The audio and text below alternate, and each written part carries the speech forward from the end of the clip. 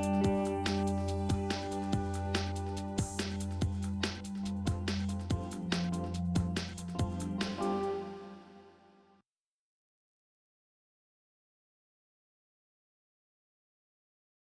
call the meeting of the Marshall City Council to order with the Pledge of Allegiance.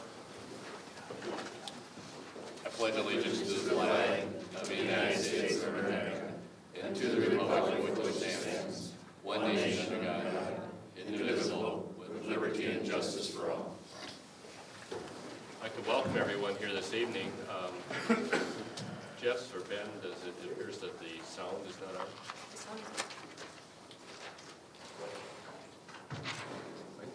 Jenny, is the switch underneath? It's red. It's on. It says it's on. Okay, well, we'll proceed then with the meeting. We have an agenda before us. This time, are there changes to that agenda? Glenn, I know that we've had discussions about just the information item, that there is some members of the audience that are here wanting to talk about the railroad quiet zone and the status of that. In light of a full agenda, especially in light of that we may be going into closed session numerous times this evening, I would suggest that we have that as, it'll be a fairly brief information item as a first item of new business. Is that okay with the council? What number? Well, let's call that the item just before 7. But not in the consent agenda. Pre-7. Yes. Any other adjustments to the agenda? Note for the audience member, and I know there's a number of students that are here this evening. I think I've talked to several of you about this, but as we proceed through the agenda, when we get to agenda item number 7, and we're projecting at this time that will be at about 6:00 p.m., we may be going in, if the council determines it, going into closed session. If we go into closed session at that time, that will probably last about 30 minutes, so then we'll be back at about 6:30, so certainly come back in then at that point. Okay? If there's no other changes to the agenda, we'll proceed with the agenda, which the first item then would be the approval, consider the approval of the minutes from the September 15th regular city council meeting. Mr. Manager? Yes. I have some questions. On the back of page 1-1, fourth item down, Tina, when indicated she'd received phone calls for residents, I think it should be from. Yes. And on the back of page 1-2. Before you get to there, so that we're on that reverse of 1-1, I'm going to say third line up from the bottom where it says Mayor Burns indicates we should not regulate landowners. I believe what I said was that at this point we do not regulate landlords. Okay. Now, Mike. Okay, on the back of 1-2, under employee health insurance renewal, the very last sentence, I believe, is incorrect. Staff is recommending a detailed discussion of proposed employee contributions be held until, should be postponed until, as it relates to union negotiations.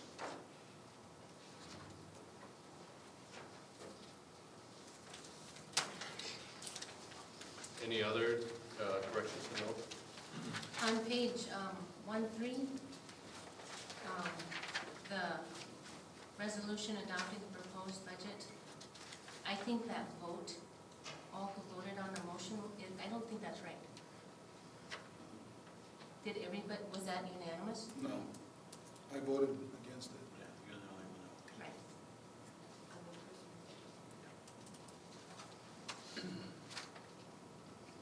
Any other corrections to the minutes? Okay, you have all those? No other corrections? Is there a motion to approve those minutes as corrected? So moved. Motion by Charlie, second by Mike. Discussion?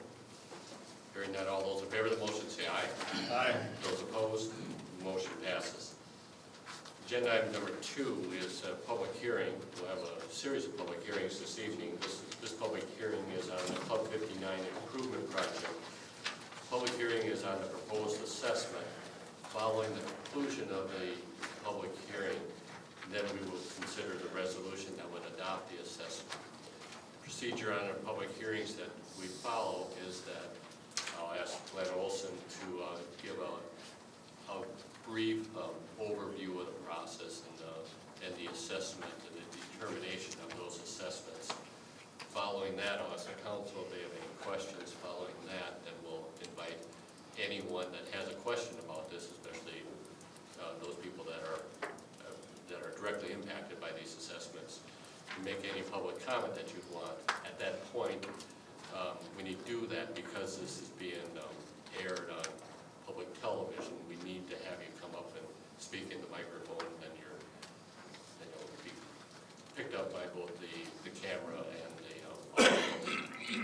And also when you do that, if you give your name and your address at that time. So at this point, I will call on Director of Public Works, City Engineer Glenn Olson to conduct this public hearing. Thank you, Mayor and Council. The project that we're looking at consists of the installation of water mains and sanitary sewer mains to supply service to the area known as Club 59, or a substantial portion as the Club 59 addition. This project is a little different than most of our initial improvement projects in that the area was completely developed prior to the project and prior to the recent annexation of the property. And it was that in mind then that we had a few people come forward and requested a project for service with the city. A separate project exists also with the installation of electric utilities in the area, and that's being done in conjunction with MMU and their takeover of the rural electric service that was in place at that time. So there's a couple things that are a little bit different about this project. One is that the city is participating in the original installation of the project because of the high cost of the project overall per foot of the installation cost. The other item is that we have not required the connection of these residences to the city's water main or sewer main until they wish to connect. So that's a little bit different too. And the intent then is to not levy the special assessments that you have shown in front of you until connection is made. That means that those that do not wish to connect at this time would be given a deferred assessment to the time that they connect, and then carry the same terms as the original assessment. So there would be no interest until the time they connect, but then they would be paying interest on that amount for the similar length of term of the project if they would have connected today. A couple other explanations is that the project only then includes the mains and a short stub to either the property line or to the easement line that we have adjacent to the properties. It still is the property owner's responsibility then to make that connection from their water service line coming into their home or to their septic system prior to their septic tank. So those the property owners still have to pay for to get connected. Now they can do it at the same time as this project is going forward. They can hire their own contractor. They can negotiate with our contractor to do that work, but it is their responsibility outside of this project, the project activities that we have going on.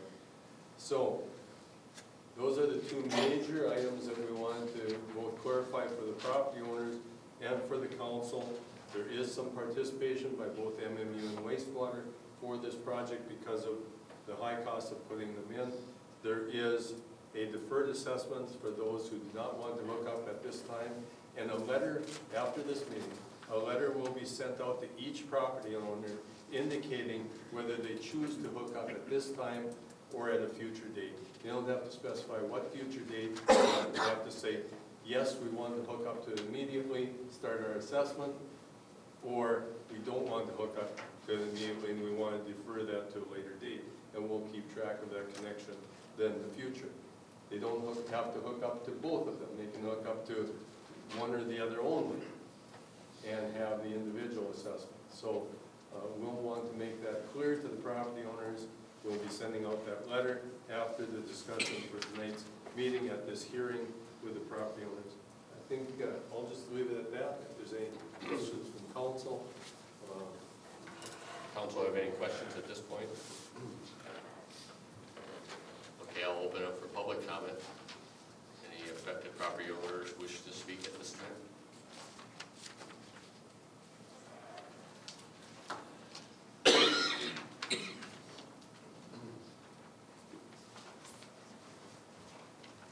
Good evening, Your Honor and council members.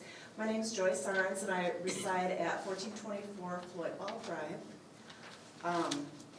I guess I was really surprised when I got the proposed amount of $17,290.66. We were led to believe in meetings with Mike Johnson, information meetings, that it was going to amount to about $10,000 total. And I guess I was really surprised because with the increased property taxes being annexed into the city, and now this project, it's getting quite expensive to live where we live.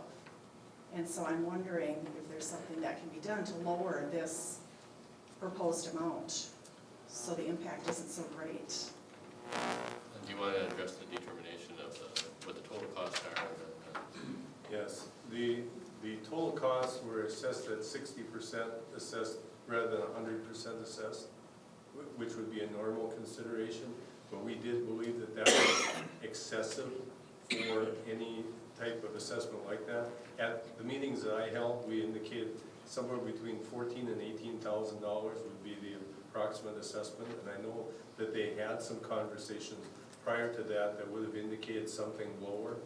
Okay, and I'm certainly not saying that it wasn't 10,000, but in our meetings, we did find out that when we did some contacts with the contractors prior to the bids being let, that would be more in that $20,000 range, but that would be burdensome to anyone. We actually compared it then against, okay, what would a well cost and what would a septic replacement system cost under the county's guidelines, even though we wouldn't allow those to be improved at this time. Those are some of the discussions that we had that said, you know, there should be some participation. But I'll give you an example that the wastewater and MMU is already picking up $107,000 of this project cost. Some of MMU's costs are a little bit higher because of looping costs. You know, like they always pay for 100% of looping, but the wastewater's portion is significant. There's no one else that participates in these mains other than these property owners. It's not oversized, for instance, for another subdivision to hook up to. So yes, while I am sympathetic to the cost, these are what we're recommending after all the discussions of participation that we have. You know, plus we have to pay to hook up, like you said, and we don't Yes. know the cost of that. Yes. And that is always the homeowner's responsibility on any lot in the city, or even if you have a rural utility, for instance. For the You'd have to service pay to line. get to it. So I just feel it's excessive. I just It's a wanted to lot. Put my 2 cents in there. I'll agree. Yeah, okay, thank you. Thank you, Joyce.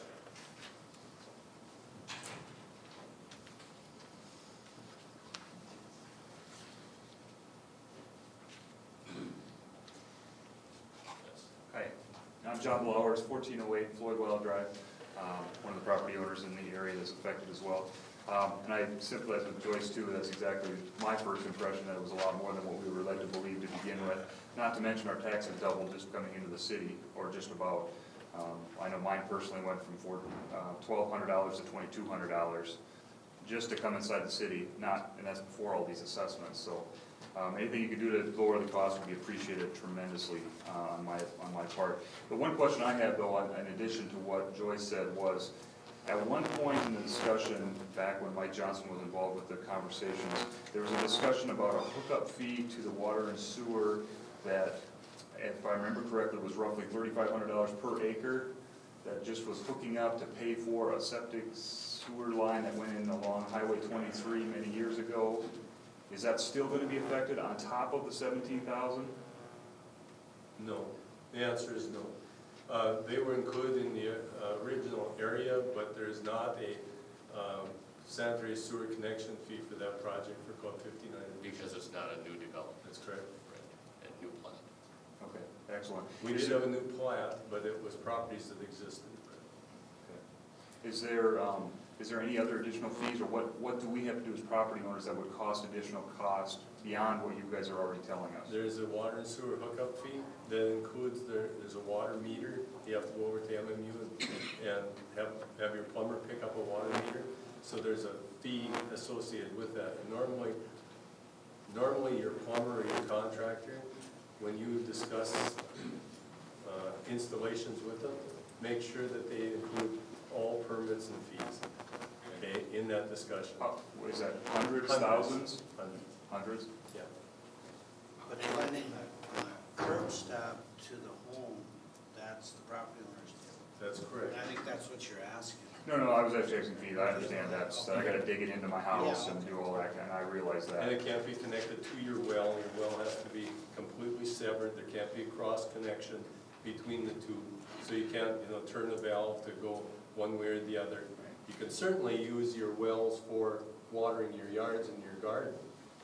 So don't get rid of your well if they're serviceable, even if you do hook up the city water, if you want to utilize that well for other than your household uses. But we don't allow any connection whatsoever between the two. The other question that I had, and I've asked this question before and never gotten a straight answer, so hopefully you can help me. What do we have to do to our septic tanks to get rid of them? What is the rules that say, obviously that's gonna be cost of ours as well, and I understand that, but what is involved with this? I mean, is it gonna be an asbestos kind of thing where we have thousands of dollars put in just to get rid of our septic tanks? And the county usually addresses the septic tank closures, okay, rather than us. Now, we can work with you and the county for that, but that's under the health department rules. And that's not something that we don't have any fees, for instance, for doing that. Okay, and it really depends upon exactly what your septic system is. Maybe that system can completely stay there, that mound could stay there. But I'm sure there's closure practices. Kim's here too. Kim, any knowledge that you have of previous septic systems that have been closed? We did some out on London Road. I think about half of them were totally removed. It was just a septic tank with a drain field. They left the drain field, but they removed the tank. And about the other half, they just crushed the tank and left, pumped it out and then crushed it and left it in place. So we did both ways, So We don't have specific requirements. The city doesn't have specific requirements of those, but health department and county has guidelines for us.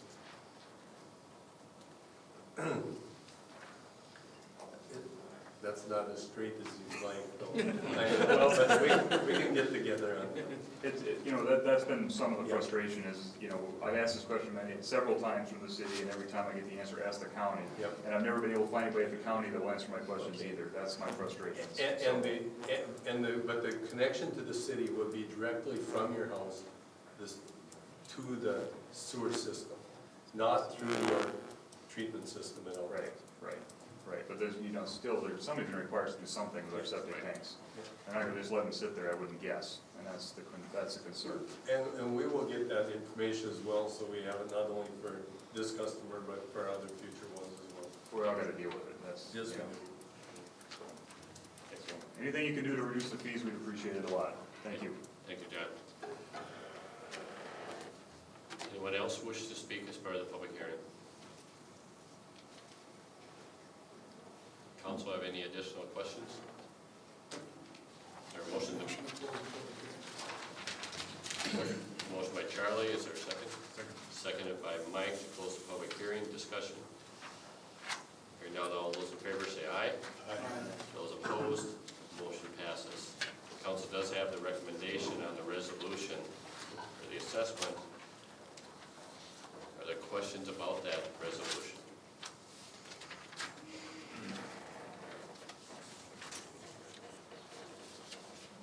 If not, is there a motion pertaining to the resolution? Mr. Mayor, I know those costs are pretty astronomical and shocking, but I don't know, you know, what MMU and the city has partaken in, that there's any other way to do this to justify or to lower those costs. So that being said, I would make a motion to adopt the resolution. Motion by Larry. Is there a second to that motion? I'll second it. Seconded by Mike. Discussion? If there's no discussion, I'll call for a vote on that motion. All those in favor of the motion say aye. Aye. Those opposed, that motion passes. Agenda item number 3 is project Y50. This is the West Redwood North 4th Street Improvement Project. We have a resolution to consider that would amend the resolution declaring the cost to be assessed. Then we will then have a public hearing on the proposed assessment. Following that, we'll consider the resolution pertaining to the assessment. So the first action, Glenn, do you have anything you want to add on the first action, the resolution that would amend the previous resolution? The only information I'd like to give you is that that was redistributed after MMU did discuss with us that they were paying 100% of the original cost and requested that we not give them any reassessment of those items not assessed in accordance with our recommendation. So we left MMU's participation back at the original amount without the reassessments. That's really what this reassessment is showing you. So And it relates to commercial properties. and the commercial properties are not bound by the $5,200 maximum according to our special assessment procedure. Okay. So are there questions about that resolution?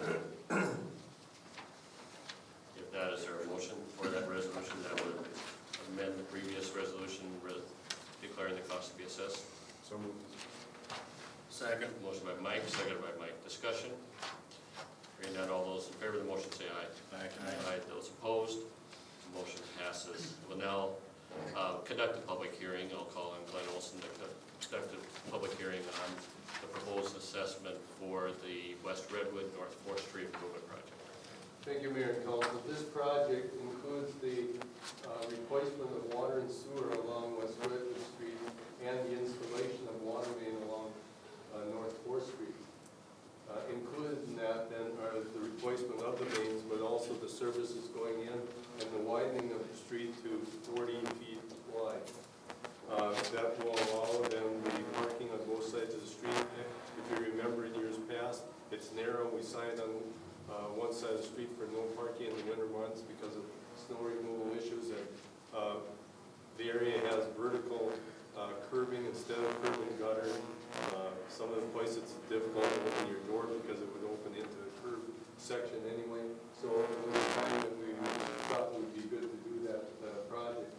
We also have an issue that we had to deal with multiple individual sewers being hooked together into one sewer. And as you know, hasn't been permitted for many years.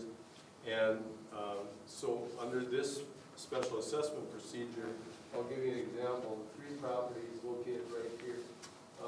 The 2 on the corner on West Redwood Street and the 1 that faces North 4th Street are connected with sanitary sewer service.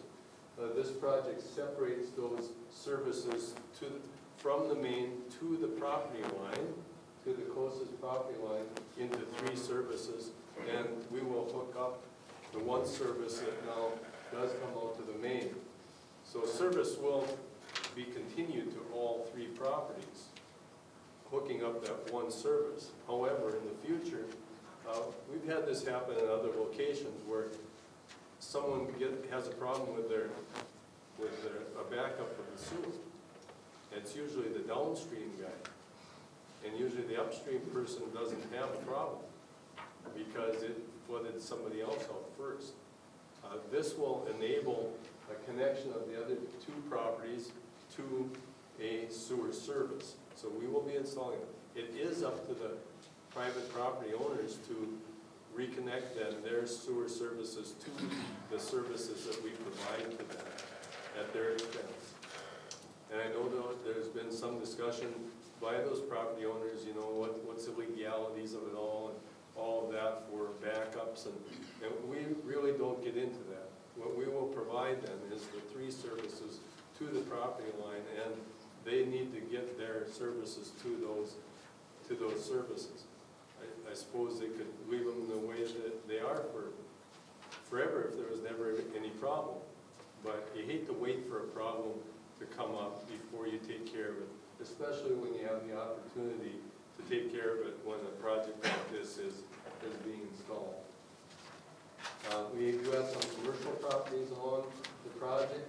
We have some residential properties along the project, and we did assess the commercial properties as commercial, just like we talked about at the previous project, where the commercial properties are not limited to the $5,200 maximum assessment. And you'll see that in the worksheet that you have in front of you tonight.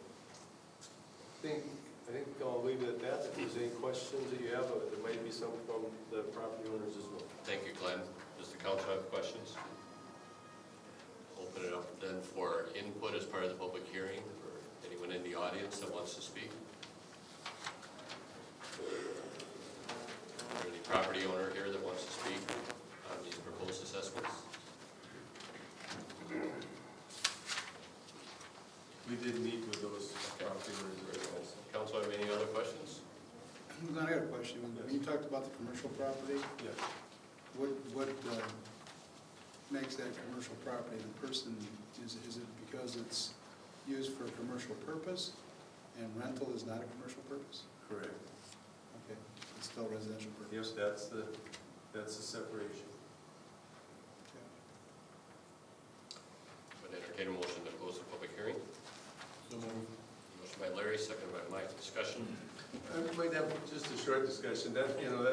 It wasn't a leading question, it was a good question that Charlie gave me, in that sometimes rental properties are commercial properties. Okay, and we do look at those on an individual basis. So for instance, if there was a duplex there, if you're living in one, renting out the bottom,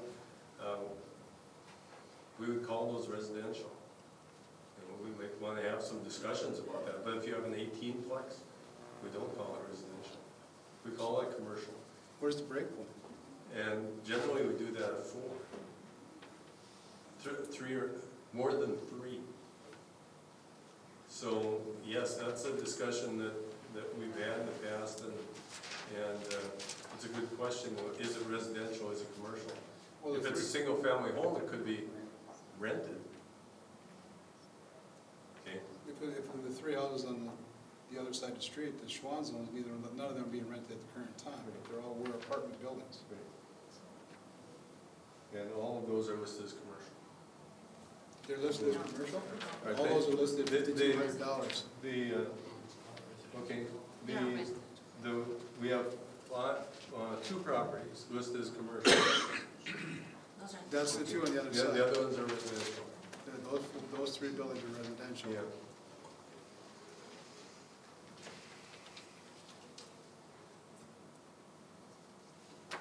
My question is, are they residential?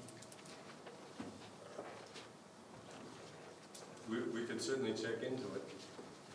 We classify them as residential on this assessment roll. Do you know if there are more than 4 plexes? I don't know that even.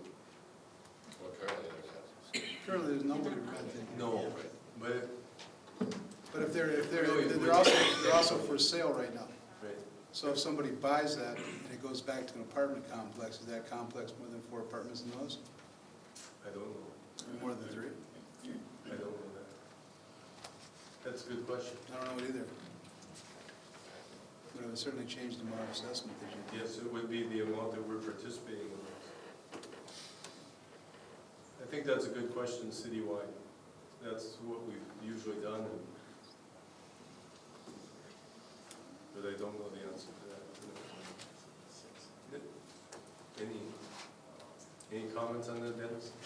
No, I think, you know, you've established the line of demarcation, you know, if it's more than, and I believe one of these had at least 6 apartments, 6 separate units, but you know, right now, nothing, nobody's So in what it. happens if we go forward with the proposed assessments tonight and they're listed at 5,200 and we find out one unit's a 6 unit and it should be classified as commercial, how do we change it?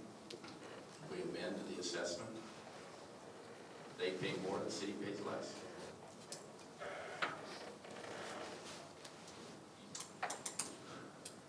You can't increase the assessment after the preliminary set. You're going to reduce it. To reduce it, you can't increase it. So if we set this assessment tonight and we find out one's a 6, then we can't raise it. That's what I was concerned about.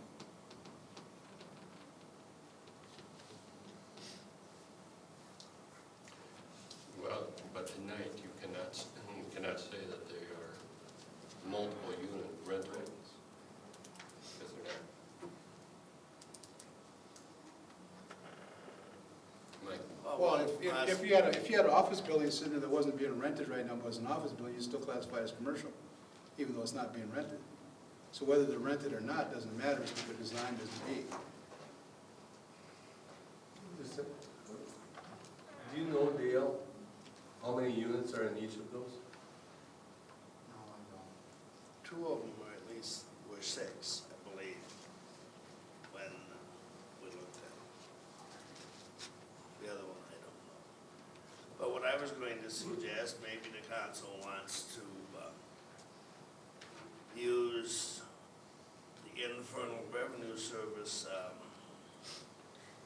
classifications, and basically it's either residential rental or it's commercial rental. And there's no distinction as to number of units. Residential, commercial rental. That's, So the number of units is irrelevant then? Okay. under the IRS's guidelines. I guess I would think this should probably be tabled, the assessment portion of it, and I suppose it's Alamo that we get to look at it. But I think Charlie brings up a good question. We should develop some consistency, starting now forward at least. Well, that was Well, the intent. there seems to be consistency already. Yeah. Yeah, that's right, there is The consistency. consistency of anything more than 3 has been considered commercial. And I don't have a problem with that point. But my problem is we pass this assessment tonight, knowing that they're being, you know, they've got a for sale sign out front, they changed to a 6, and they're renting them for 6, then it's commercial. And they got by with the residential, and that's not fair to the people that live across the street from them.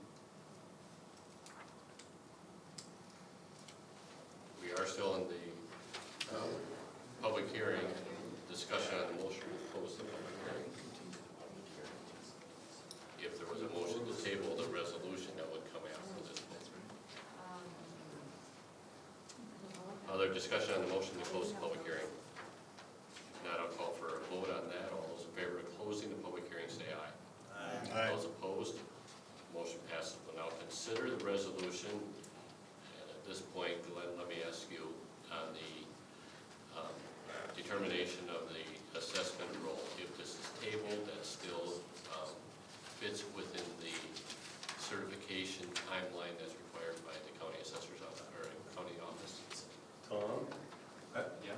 if we would act on it on our next regular meeting or at a special meeting, we would still have time to certify the assessment? If you act upon it at the 13th meeting, would give us time. The 20th meeting or the 13th? The 13th would be a special meeting. It's a special workshop meeting for the budget. The 20th is, when does that be certified to It the has county? to be certified by the end of November, but in order to get everything assembled by that time, if you go with the 13th, it would take us to the middle of November that they, I think, We give them 30 days to pay it off prior to our certification.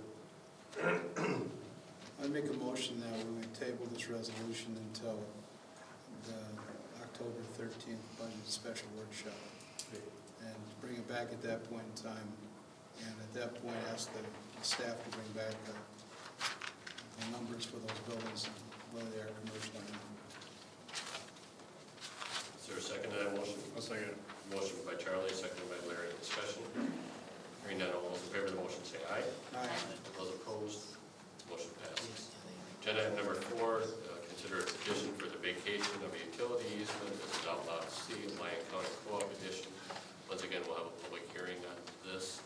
This is a somewhat of a housekeeping item in cleaning up an issue with that plat. Glenn? Thank you, Mayor and Council. This is the original Lyon County Co-op edition where the roadway came and had the cul-de-sac. And as we indicated earlier, the original easements that existed, we took care of all those that were on the plat. This was in the wording on the side that outlot C was also a dedicated utility easement. And we contact the utility companies. No one has utilities in that area as well, so we're recommending vacation of the easement. Does the council have any questions on this? Is there anyone here in the audience that is here to speak to this as part of the public hearing? Is there a motion to close the public hearing? So moved. Second.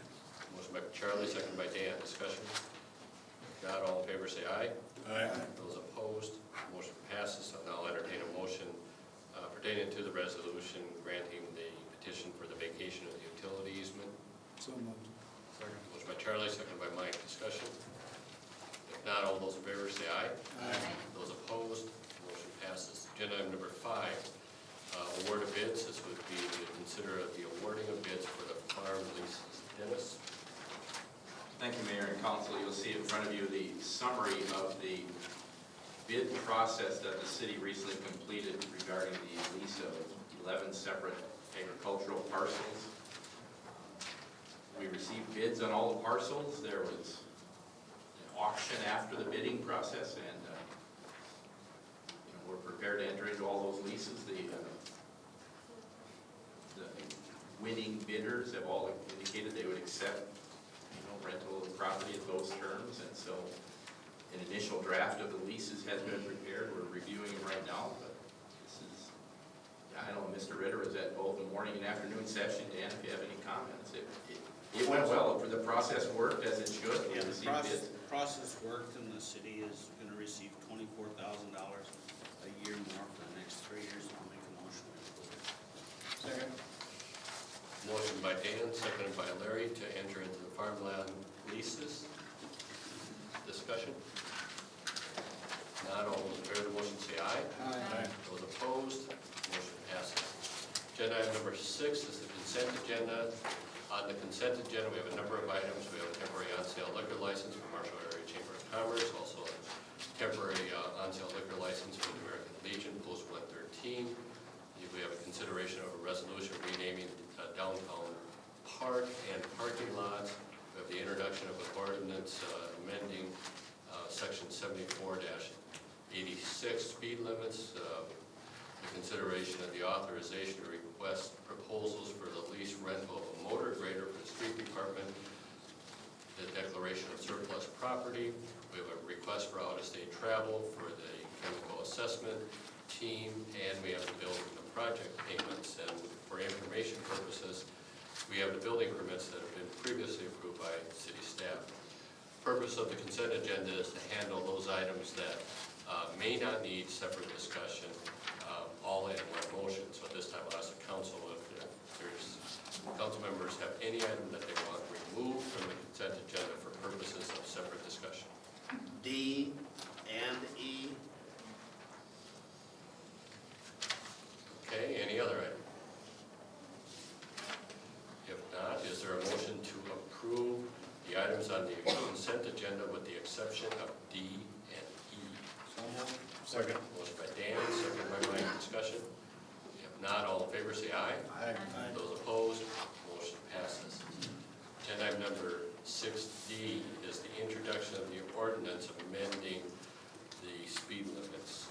Mike, you have a question? Yes, Glenn, the third one, Saratoga, there's no speed limit indicated, so apparently that's 100? I'm sorry, where you look? Under the 3, there's no limit written in 7486A3, Saratoga Street, between the most southerly limits and just south. Oh, it was highlighted over the top and you didn't get one? 40 miles per hour. Apparently it was highlighted over the top of it before copies were made, but 40 miles per hour. Okay, well, I just thought that should be in. Yes. Yes. Okay, I move the ordinance for the Introduction. Second. Okay, motion by Mike, second by Charlie for the introduction of the ordinance amending the speed limits. Discussion? Hearing With none, that correction. With that correction. And for the audience information, we're talking about South Saratoga, south on Highway 23. Discussion? If not, all those in favor say aye. Aye. Those opposed, motion passes. 6E, consider authorization to request proposals for the lease rental of a motor grader for the street department. Mike? Yes, along with that proposal, request for proposal, I would like to see how much we paid last year per unit and how many hours we actually used them. Also, Glenn, in regards to that, could we take a look at the contractors in town and see if there's any interest there, what they would charge us per hour, and try to do an assumption there so we can equate that to something? We have typically done that in the past as well. The issue is a lot of them, well, a couple of them used to have wings as well because they did it for other entities. We would need it during that specific period of time, and we sure will check with contractors. They kind of backed out of it last year. Okay. I move adoption, 6E.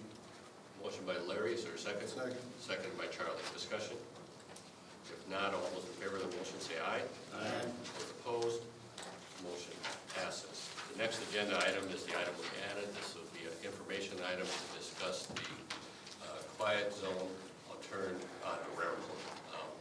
I'll turn to Glenn. You've done some research on this and have some information on the potential for silencing some of the train whistles. And also you can refer to there was a fairly recent change in the regulation that railroads have to comply with as far as the amount of blowing of their horns that they have to do.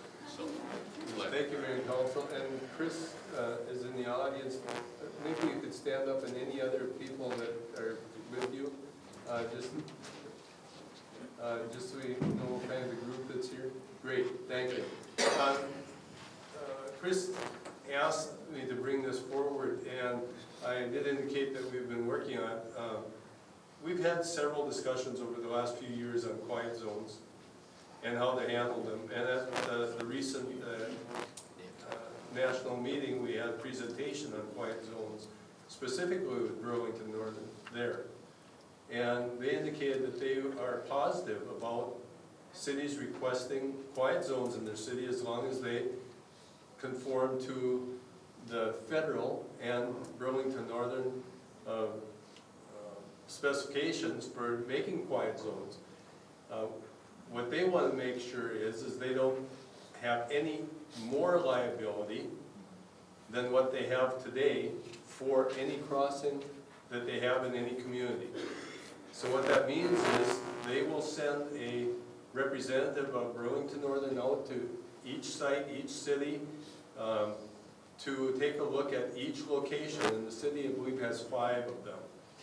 And right now they're required to blow their horns 3 times for every crossing. That's 15 horn whistles through town for every train that comes through town. And what you probably hear is just a constant whistle blowing because of that requirement. They probably can't get 3 whistle blows off before they get between a couple of them. So that's why you hear them blowing them. They would like to stop blowing them as well. But to do that, this is what they suggested, is that you have the person come out, you take a look at each intersection, and they will give you an action plan for each intersection. And they will be visiting Marshall as soon as possible. Put it that way, I would expect within the next 6 weeks or so. They said, generally, if you have a 100-foot median barrier back both directions from each crossing, that satisfies their requirements.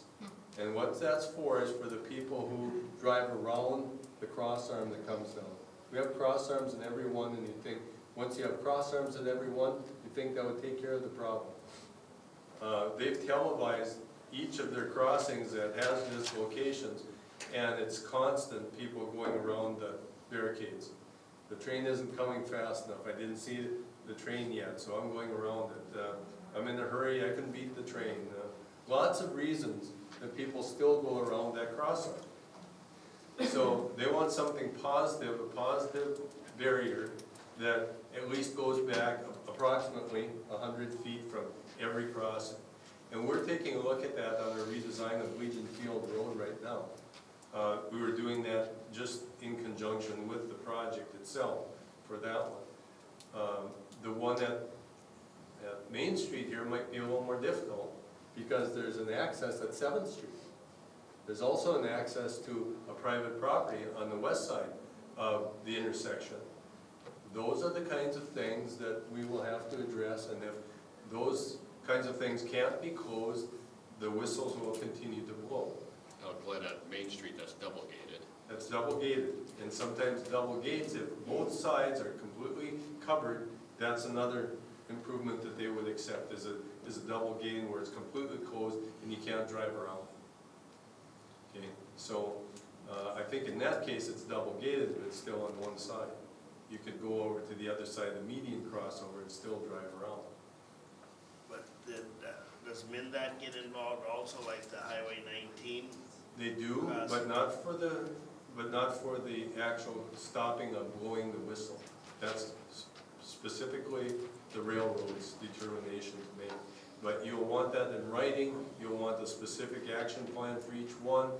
You conform with that, you've got a quiet zone. But in essence, we'd have to get MnDOT to agree with putting up. On the state list. Yeah, on the state ones. And the it would county. generally be a local cost, yes, not participating cost. So, yes, we are proceeding with the discussions and the development of an action plan that will come back initially probably to our Public Improvement Transportation Committee group for discussion. And then more public discussion after that. Okay, questions for Glenn? Chris, do you have anything you want to add at this time? Okay. Glenn will make a special effort to be sure that when this action plan will come back to committee, that we provide some publicity and so you're informed when that happens. And Shane is here as well. Any dates specified for that visit? No, there hasn't been a date set yet. What I'm gonna do is I have some preliminary information from them with guidelines. So what I wanted to do was put together a preliminary design for the Legion Field crossing, invite them down to look at that one specifically with me. But while I have them here, I'm certainly gonna take them to all my intersections and have a discussion with them to try to give us a course of action to pursue this on all of our crossings. Okay, very good. This time then, we'll move on to agenda item number 7. This agenda item is the determination by the City Council to go into closed session pursuant to Minnesota statute for the purposes of the discussion of the development of items necessary for the negotiation of Winter Memorial Medical Center, and specifically at the request of some of the employee representative units from Winter Memorial, Marshall Regional Medical Center. Ben, do you have anything you want to add at this time? I do not have anything to add at this time.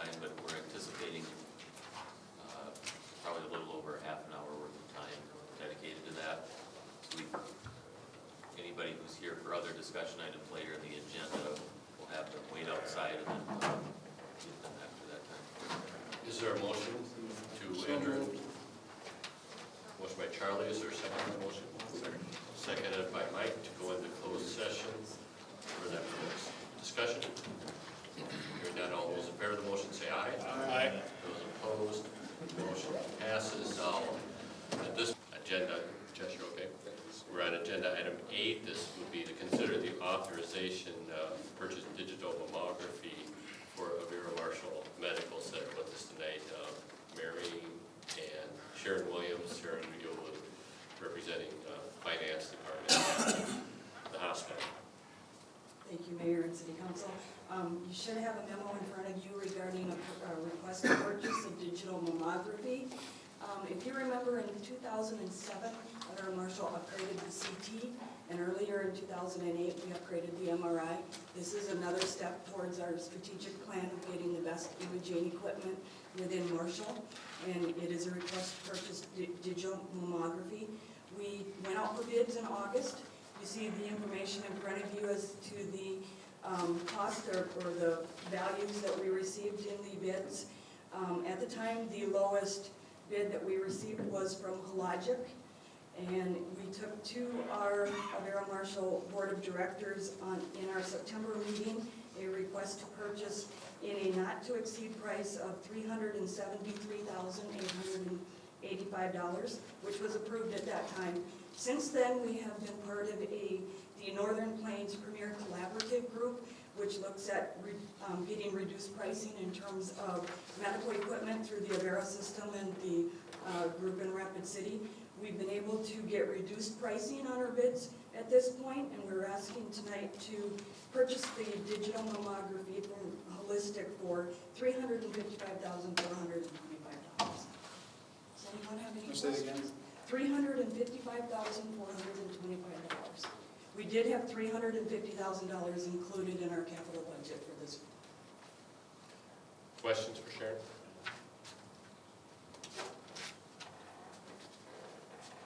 Sharon, my real question is, why are we spending $355,000 when we're looking at potential change of hands? Because we're still working on everything that's in our strategic plan moving forward, and this is something that we think that we need to do at this point in time. It will also help, it'll be included in the assets as to the sale of the facility. Now, does that 355, does that include the service contract? No, the service contract is a separate operational item.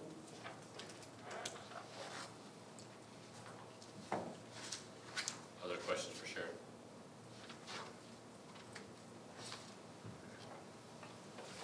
If not, you have the recommendation as outlined on the memo from Pam Payton, as well as the revised price and the reverse side of that memo, as well as the oral presentation from Sharon. I move approval of the purchase in the amount of $355,425. Motion by Mike, seconded by Mike. Discussion? If not, all those in favor say aye. Aye. Those opposed, motion passes. Thank you. Thank you. Agenda item number 9, consider calling for a public hearing on a request to move dwellings into a residential district. Locations would be 601 Heritage Place, 602 Heritage Place, and 612 Heritage Place. Glenn? Thank you, Mayor and Council. These are the locations that the owner has requested the move-ins. At previous meetings, the council has indicated that they wanted to see the existing houses completed. Dale Howe is here to give you an update of the status of the existing houses. I believe that there are 3 outstanding ones that they're working on, and Dale to give an update of those. Thank you. As Glenn said, there are dwellings that are not completed at this time. The latest ones that were approved by the council in May are not completed at this time. The 606, 610, and 604 Heritage Place projects. A request was made to Mr. Schilling regarding his intent to have these complete by the time of the hearing, and he said that he would. And it is possible that that will happen from the amount of work that needs to be done to get CLO for those three. That was in his indication. The original question with the city was by October 1st, wasn't it? I'm When we sorry. approved those to come in, it was October 1st was the date that we said to have them done by? Yes, So we passed that. yes.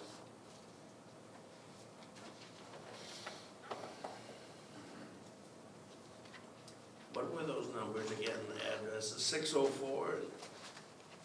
606, 610.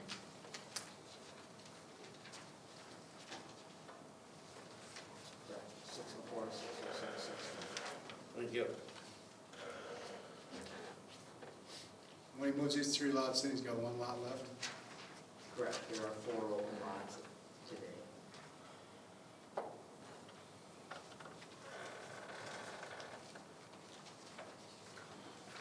Make a motion to call for a public hearing. Second. Motion by Charlie, seconded by Mike to call for a public hearing. That public hearing would be held on October 20th, correct? Heard your motion. Discussion on that motion? And this would be relative to all 3 All locations. 3 units. Discussion? Hearing none, all those in I'd favor? like to have them listed at that time, 1 at a time. Could put them in 3 different agenda items and do them 1 at a time. That's acceptable. Other discussion on the motion? Hearing none, all those in favor of the motion say aye. Aye. Those opposed, motion passes. Number 10, review of the proposed 2009 Marshall Municipal Utilities Partnership Agreement and the update on the capital improvement plan. We do have in a separate document the partnership agreement, and I'll call first on Ben, if you want to make any comments on that, as there was a previous meeting where we, representatives of the City Council and the Utilities Commission did review. Probably one of the highlights of that document is the pulling together of a number of separate agreements into one overall document. Clarity of presentation. Ben, do you want to make any comments on that? Yes, thank you, Your Honor, members of the council. The bound document was included separately. I do have a kind of what I would call a very abbreviated kind of summary memo, including trying to outline some of the highlighted changes of significance. And I also attached some of the 2008 agreements that were in place, including the overall partnership agreement, some of the historical information on the payment in lieu of taxes, as well as the calculation of that as well. And assuming that you did have a chance to take a look at that, but I might just make a couple comments or go over some of those items that are referenced in that memo. First of all, the payment in lieu of taxes formula does not change. However, the dollar amount will increase based on increased sales revenues for next year. The street lighting portion of the policy is one of those being proposed to be streamlined, and actually it's a new policy that's being proposed. It's basically, historically, the contributions were set, however, there was no real documented contributions. What we have talked about doing was to establish a cost share formula going forward that would include the cost of the street lighting as well as intersection signalization poles that would be submitted by MMU, documented annually, and that would be split equally with the utility going forward.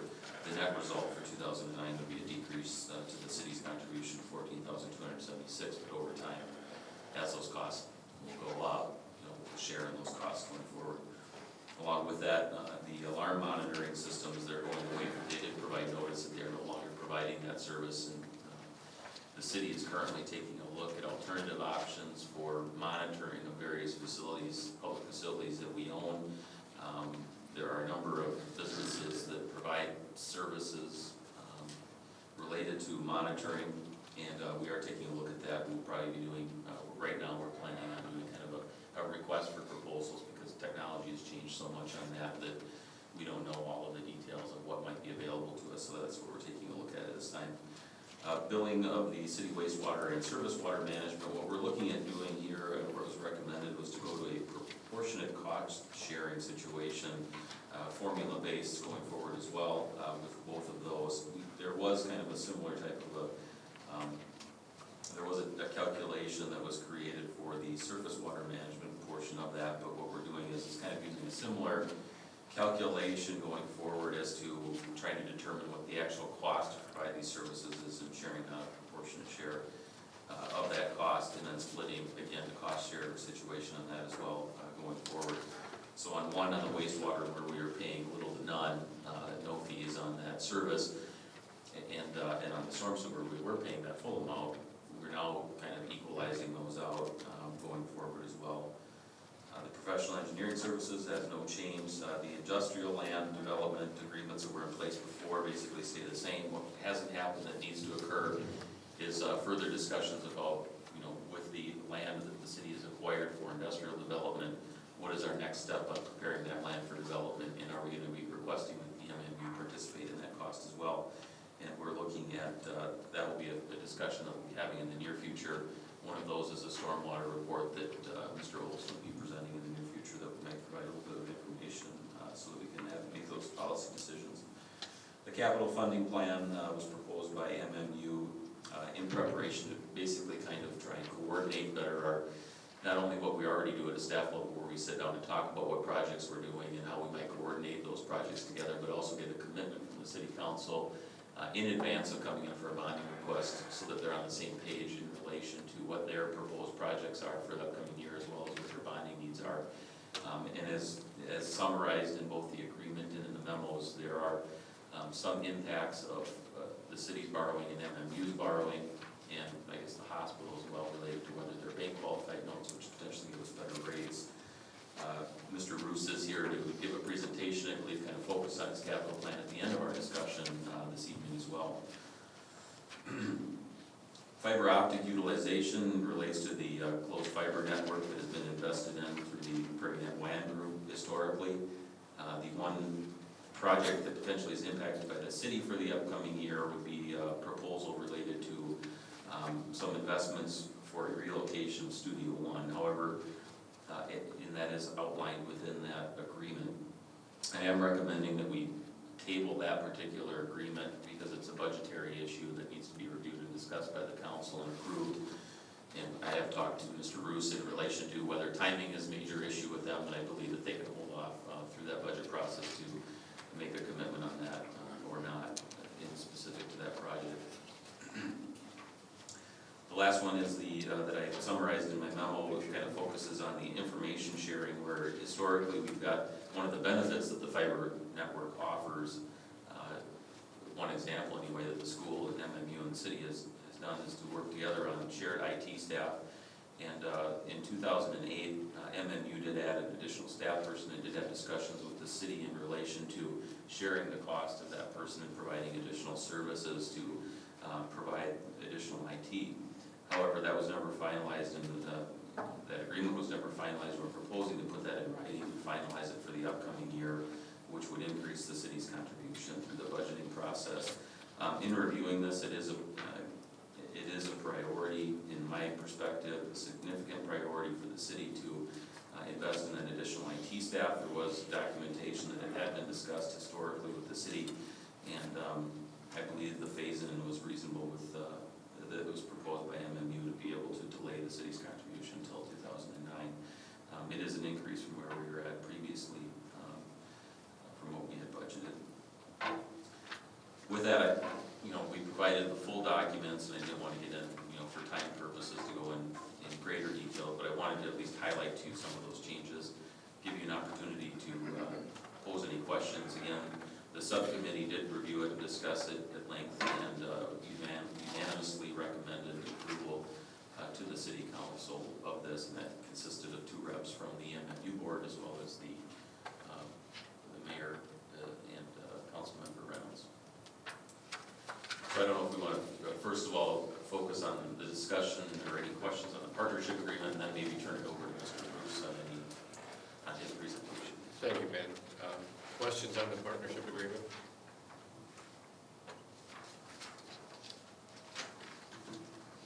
Just a comment on the, the substantial part of this is based on the formula, based on electric sales. And a number of years ago, we did adopt a formula which really took some of the ambiguity out of that, the calculation of that. Any other questions or discussion?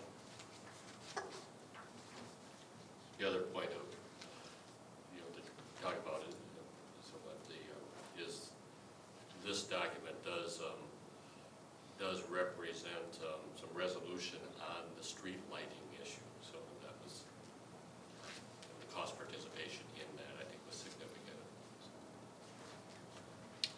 Along with that, the staff recommendation, if it wasn't clear, was this evening is just informational discussion, but I am recommending that it be put on the consent agenda for the next item, assuming that there wasn't any objection to those agreements, with the exception of the fiber optic portion of the agreements. Okay.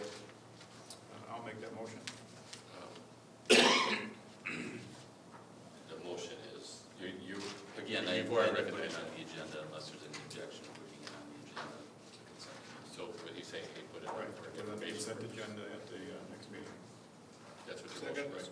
Okay, motion made by Mike to add this to the consent agenda for the October 20th meeting. Is there a second to that motion? Yes, second. Motion by Mike, second by Larry. Discussion? Hearing none, all those in favor say aye. Aye. Those opposed? Motion passes. Then, Brett. Welcome. Thank you, Mayor and City Council. Appreciate getting together here tonight. We used to do this more frequently, and I think that always some good discussions and better insights into both of the work that each of us do results in the get-togethers. We appreciate that. Ben highlighted the various agreements that are part of our partnership agreement. This partnership agreement is important to both entities. This work is reflective of a positive working relationship based on desire to work effectively for the people we serve. We just highlighted real quickly the professional engineering services agreement that we have between Glenn's department and our utility. And it's been in place for about 3 years, if I'm not mistaken. And we took a moment to add up what has that meant. We have, instead of sending dollars to pay an engineering firm someplace else for work that Glenn and his staff do very competently for us, we've spent $450,000 to $500,000 paid to the city of Marshall in the last 3 years to do that work, enabling the engineering department to ramp up and develop other core competencies. And we're proud of that partnership that we're doing together in that area, as in all of these areas. Some of these agreements have been written down before. Some of them have been unwritten, and we've taken the time this year to get them in writing. The Joint Committee has reviewed them, as Mr. Martig has indicated, is recommending to each of the respective organizations the approval of the 2009 Partnership Agreement. The MMU Capital Funding Plan Agreement is a new idea this year. In the past, the Commission would come to the City Council on the day they were interested in seeking the Council's authorization to issue bonds. This often occurred following a committee meeting of the Ways and Means Committee of the Council. And the Commission had already incurred planning costs, sometimes significant, to get to that point, seeking the capital bonding authorization. In an effort to better match budgetary planning for succeeding years to the source of the capital funding, MMU is asking the City Council consider their willingness to indicate their intent to support the 2009 MMU bonding request. We'd like to spend some time with the Council to review these 2009 capital projects and answer any questions that arise. By approving this agreement, you are not providing final authorization to the MMU Commission to issue bonds. Rather, you're telling the Commission that it is your intent to authorize their 2009 bonding request if and when they return to the City Council and formally make such a request. As is the case every year, but perhaps more so this year, the bond market conditions will influence if and when the Commission returns and asks for the Council's authorization to issue bonds. We continue to work with Springstead, just as you do, in the evaluation of the market trends. in conversation with Glenn as he leads the planning, the infrastructure planning needs of the city of Marshall, and as I do the same for MMU. We believe that we are in a period of time where we need to plan in a normal fashion. This is a growing community, and if we pause and do nothing, it's going to grow right past our ability to serve. So we continue to work together to try to advance that. With that, I'd like to pause a moment. I have a short PowerPoint. I did hand out a handout so you can follow along.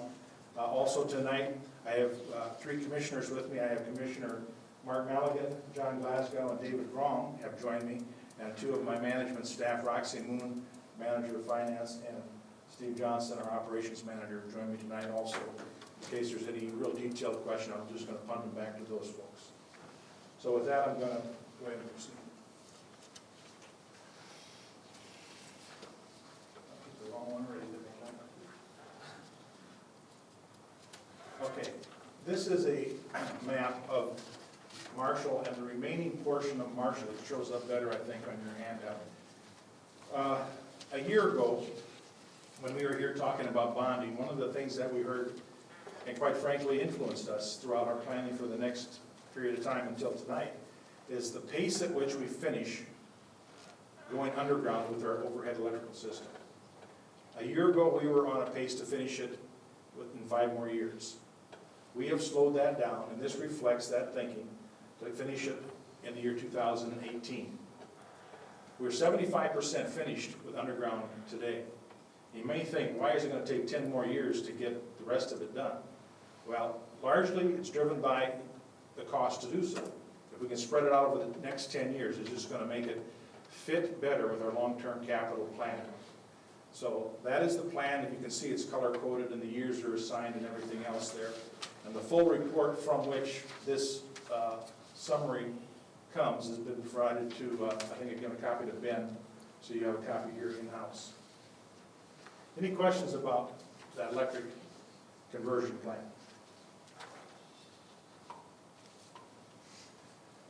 This then is a detailed breakdown of the 2009 construction improvement program for MMU. The top set of numbers represents the electric fund, and the bottom set of numbers represents the water fund.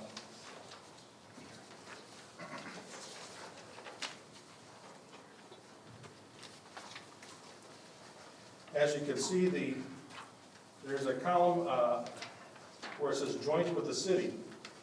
I've added that to let you see that many of these projects are done jointly with the city planning staff. If the sewer main needs to be replaced, very often the water main needs to be replaced also. And it doesn't make sense to tear up the road twice to do that. It makes more sense to do it at one time. So many of these projects, in fact all of the water projects by and large, have a element that is cities involved with it in a joint manner. So these are projects that we have through our discussions with Glenn and Ben and their staff. We have recognized these are projects that have to happen in 2009. One of these we prioritize as a priority 1 project, the industrial park water main. Just to highlight the need of that, we had a 10-inch water main break today. Our crews repaired it, got it repaired, and it broke again. Are they out there yet? Steve, or are they good back? They're still out there tonight.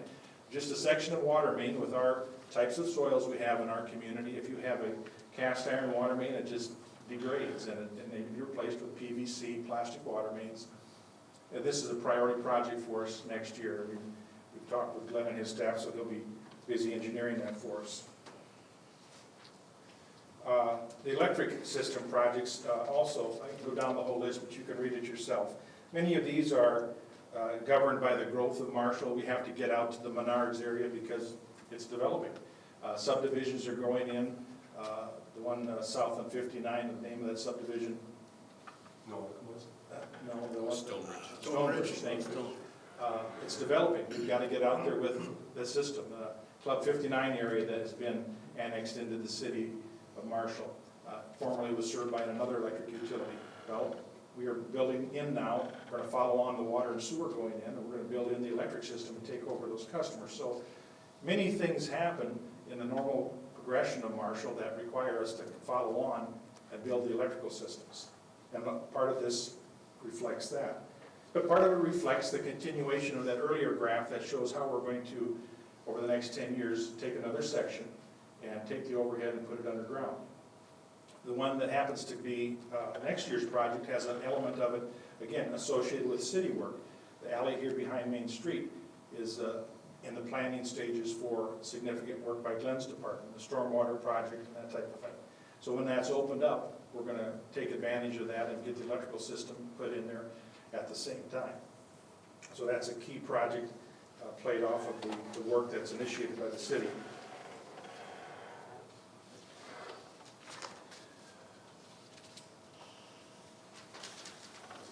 This is a forecast for 10 years showing the bonding needs of the MMU over time.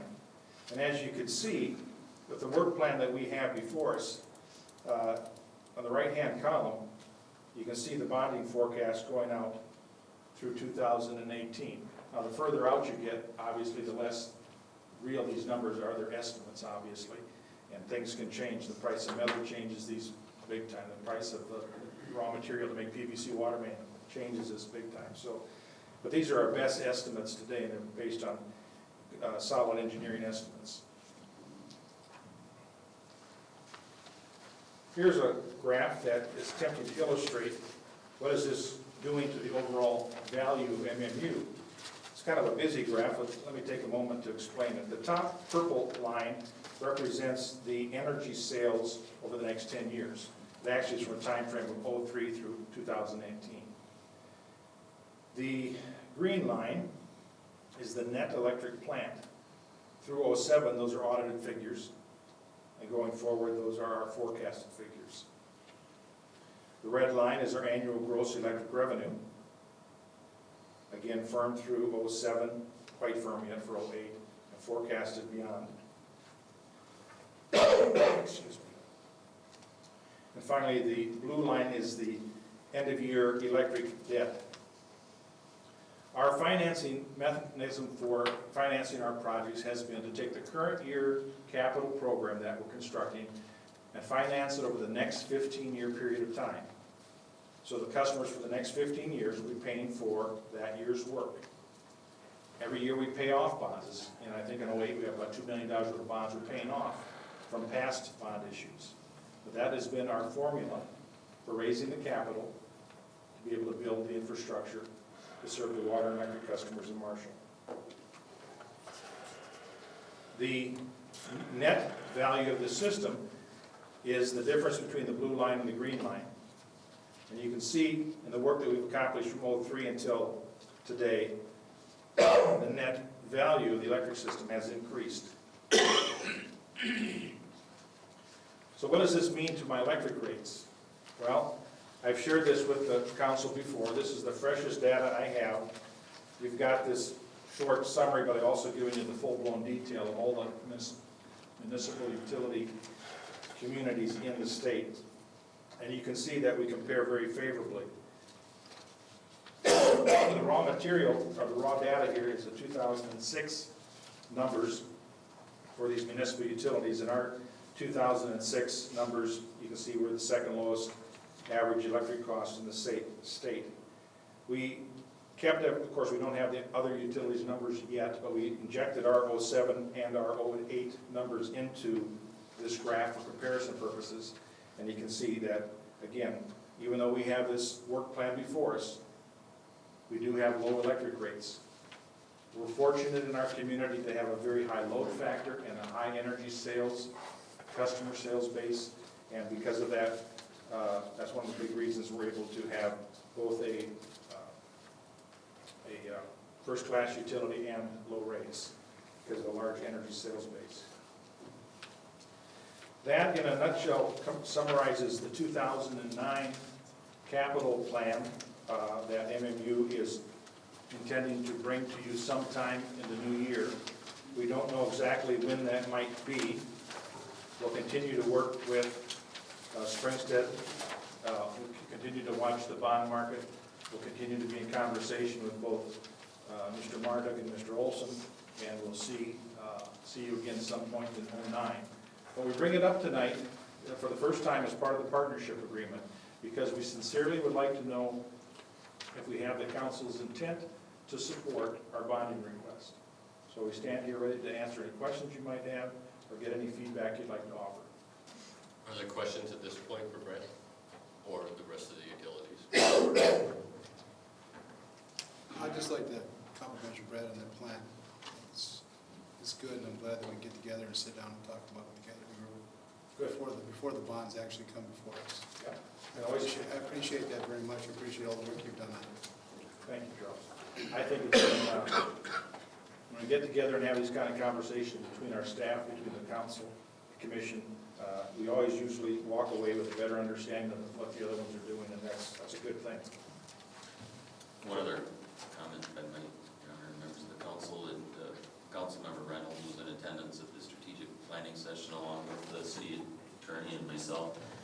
And their abbreviated presentation here that goes into about 5 minutes lasted hours, and there's a lot of discussion, healthy discussion, I think, and really impressed with the presentation that the utility board staff put together as well, and the professionalism of the board. It was clear that they take it seriously and I think are representing you well. So it's hard to be able to find time to come in and give you a presentation, and Mr. Roos said he's willing to take as much time as possible. If it takes, spending a day doing a strategic session with the council, he was willing to do it. So I just wanted to say that I wanted to appreciate them and wanted you to know that, and that I think there was a lot of thought that went in, besides just our presentation here tonight.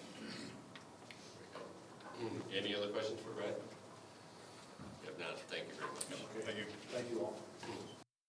Cross Blue Shield representative, who gave a proposal and summarized what our insurance plan was doing for increases, and he came up with an alternative plan to basically keep a similar type of insurance plan, which is the same for all employees, and then increase some of the deductible amounts in order to keep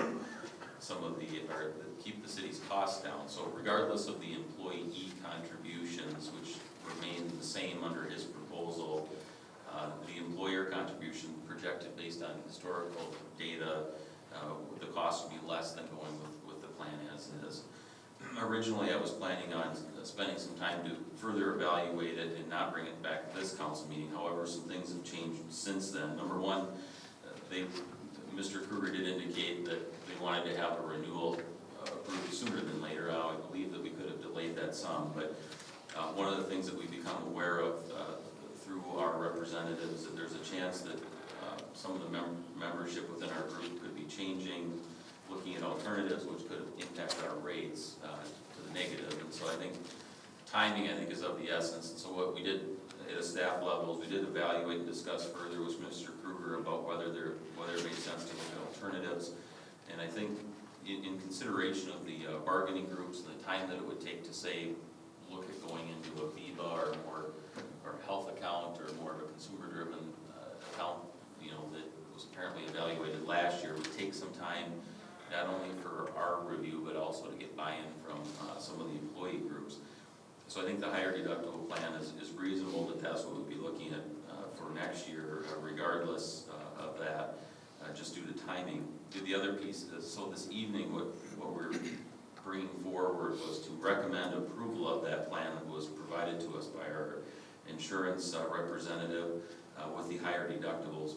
The item that I would not recommend that we commit to is the employee-employer contributions going forward. That would basically remain negotiable through our budgeting process. However, we'd be recommending to lock in on the plan that we would be accepting. And so that was the change from last meeting. However, that was presented for informational purposes last meeting, but I wanted to provide an opportunity to bring this forward to the council, recommend its approval. Ultimately, if you have questions or want us to evaluate anything else, we could potentially wait further on it, but that's really what's pushing some of it is that number one, that we'll need to approve accept the proposal so that they can process our renewals, as well as locking into the rate that we're at. So if the council would accept the renewal, that even if the composition of the pool changes prior to the start of this new contract, we would still be guaranteed the rate that.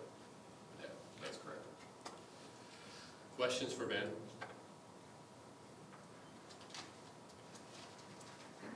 Now that you have the recommendation for your city administrator to renewal our employee health insurance with the change to the deductible, that would be a $5,000 single and $10,000 family deductible. I'll make that motion. Second. Motion by Mike, seconded by Charlie. Discussion? Hearing none, all those in favor of the motion say aye. Aye. Those opposed, motion passes. Agenda item number 12, consider the renewal of the city's property, auto liability, and airport insurance. With us tonight, representing the Insurance Advisory Committee is Sheldon Kimbley. Sheldon? Thank you, Mayor, City Council. I think in your package you got an insurance renewal form. What we've done is we've showed you some of the coverages, property coverages, and then each year, the 2005, 6, 7, 8 premiums. We had our Insurance Advisory Commission meeting last week, and we reviewed all these numbers. You can see on the very top, you can see what the premiums are for 2008 compared to the previous years. There's no changes in coverage on the property side other than the property coverage itself had a 2% premium rate increase. Now, if you look at the coverage amounts for 07 versus 08 and the premiums for 07 and 08, they don't match up to a 2%, and the reason for that is there's certain areas in there that had different premium sets. Some of them didn't increase, some increased more than 2, but the average increase for the property was the 2%. The mobile property, which would be anything not firmly cemented in, would be mobile property, equipment, graders, street sweepers, anything that's not licensed that would be part of the auto coverage, but not permanently mounted would be the mobile equipment. Charlie? No, that's with a certain amount of value, right? The ones with the mobile coverage, it has to have a Yes, value. on mobile property, everything with a value of under $25,000 coverage is automatically covered under the policy. Years ago, we used to have everything listed. We'd have pagers and shovels and all these little items with a small value that if we didn't insure them, they had no coverage. So now they just give you up to $25,000 per individual item value. So you can have some pretty large items still covered under that blanket. If it has an individual value of $25,000 or more, it needs to be scheduled on the policy. Well, the items that are scheduled on the policy, that's what the $10,060 premium here is for that. Municipal liability. The municipal liability, again, had a premium decrease. If you look over the past few years, the premium in 05, with expenditures substantially less than they were this year, the premium was higher. There was a few years in there where we had a lot of liability claims and we were being surcharged quite highly. Over the last 3 years, combination of the experience for the city and the rate decreases, the liability exposure this year is much higher, but the premium is actually slightly less than what it was last year. Auto liability slightly changed. The auto liability coverage had a 3% premium increase. Again, the numbers aren't going to work out exactly because there's different vehicles. We've decreased vehicles, added vehicles. The number may or may not be, the number of vehicles I'm getting at may or may not be exactly the same as what it was last year. But per 1,000 of coverage, there was a 3% increase in auto liability. Liquor liability had no rate change, but receipts were slightly down, so obviously the premium is tied directly to receipts, so the premium was less there. Bond coverage didn't change hardly at all. Bond coverage is primarily employee dishonesty, forgery coverage. The excess liability is the additional $1 million of liability on top of the general liability. You've got $1 million premises general liability, $1 million auto liability with an additional $1 million on top of that. That's the excess liability. That premium had the exact same decrease as what the general liability did. So that went from $44,000 down to the $41,000. In the commission meeting, in the meeting that we had, the committee meeting, there was a question about that. Is that you called and yes. The issue that came up in the meeting was, is it possible just to increase the primary liability to $2 million and then do away with the excess. The league does not do that. The league provides liability up to the one, it's actually 1.2. They'll keep their liability there, and if you want any liability above that, you must purchase the excess. That's the coverages through the League of Minnesota Cities. That premium, the total is $266,018. Boiler coverage and airport liability are not covered by the League of Minnesota Cities, so we went elsewhere for that. The airport liability, we kept that with ACE USA, which is the same company we've had for the previous 5 years. The airport has a separate $5 million liability coverage. The premium that I put in there, the $4,840, is slightly below what it was last year. That does not include terrorism coverage. Under the package above for the total premium of $266,018, the League of Minnesota Cities automatically includes terrorism in that, and it is not an option. The airport liability does not automatically include terrorism coverage, and you can purchase it. The base premium without the terrorism coverage at the airport is $4,840. If you do want the terrorism coverage, it's an additional $5,000, so it more than doubles the premium. So it would go from $4,840 to $9,840, and you would have terrorism coverage on your $5 million liability. However, we do have that coverage in our general liability. It's automatically covered under your general, but there's an exclusion for the airport. In the committee's discussion, they did recommend to include that terrorism. Yes. And that total, again, you said that was 9,000 what? It's an additional $5,000, so it's $9,840 versus $4,840. The last coverage is the boiler coverage, which is a bit of a misnomer. It's basically mechanical breakdown coverage. Any property policy covers for the perils that are insured against fire, wind, smoke, so forth. Mechanical breakdown isn't always an exclusion under a property policy. So if you want that coverage, you typically buy a mechanical breakdown coverage, which is what we have here. And that's purchased outside the League of Minnesota Cities. And we've chosen Hartford Steam, which is one of the bigger carriers in Minnesota. That did have a rate increase. That was the largest rate increase percentage-wise of the whole package that we're looking at. They had a 7% rate increase, raising it from $26,685 in 07 to $29,706 in 2008. So 3 separate decisions: the League of Minnesota Cities for the $266, the airport liability for either the $4,840 or the $9,840, and then the boiler coverage for $29,706. Question for Sheldon? Now we'll take these one at a time. The first is, if there are no questions on the League of Minnesota Cities group policy there, the things that are covered under that, I would entertain a motion. Make a motion that we approve the premium package as presented. Second. Motion by Charlie, seconded by Mike to renew the premium package with League of Minnesota Insurance Trust. Discussion? Hearing none, all those in favor of the motion say aye. Aye. Those opposed, motion passes. Airport liability with ACE USA with the option of $4,840 or the additional terrorist coverage at $9,840. Make a motion that we include the terrorists and do the 4840 plus. Second. Motion by Charlie, seconded by Mike. Discussion? I'd just like to say that. Do what?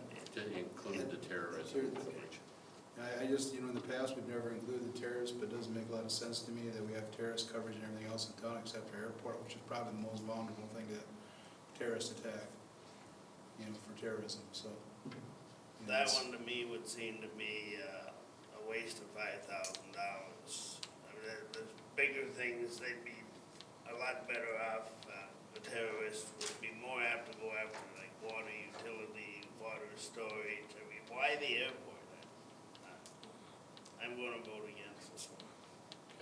One of the things that Mike might want to consider is the fact that if we do get a scheduled air service in here, they may require us to have some kind of insurance on that besides. And do we know the question, I believe, reading notes from the Insurance Advisory Committee, there was a question of whether or not the FPO had that coverage? Well, as you might have read, there is some turbulence with our FBO provider, Veterans Aviation, and I'm not sure about that. we have tried to contact them, and we are following the news, and I'm not sure that we were able to have much correspondence with them in relation to that question. We didn't follow up with any of that, did we? We did not.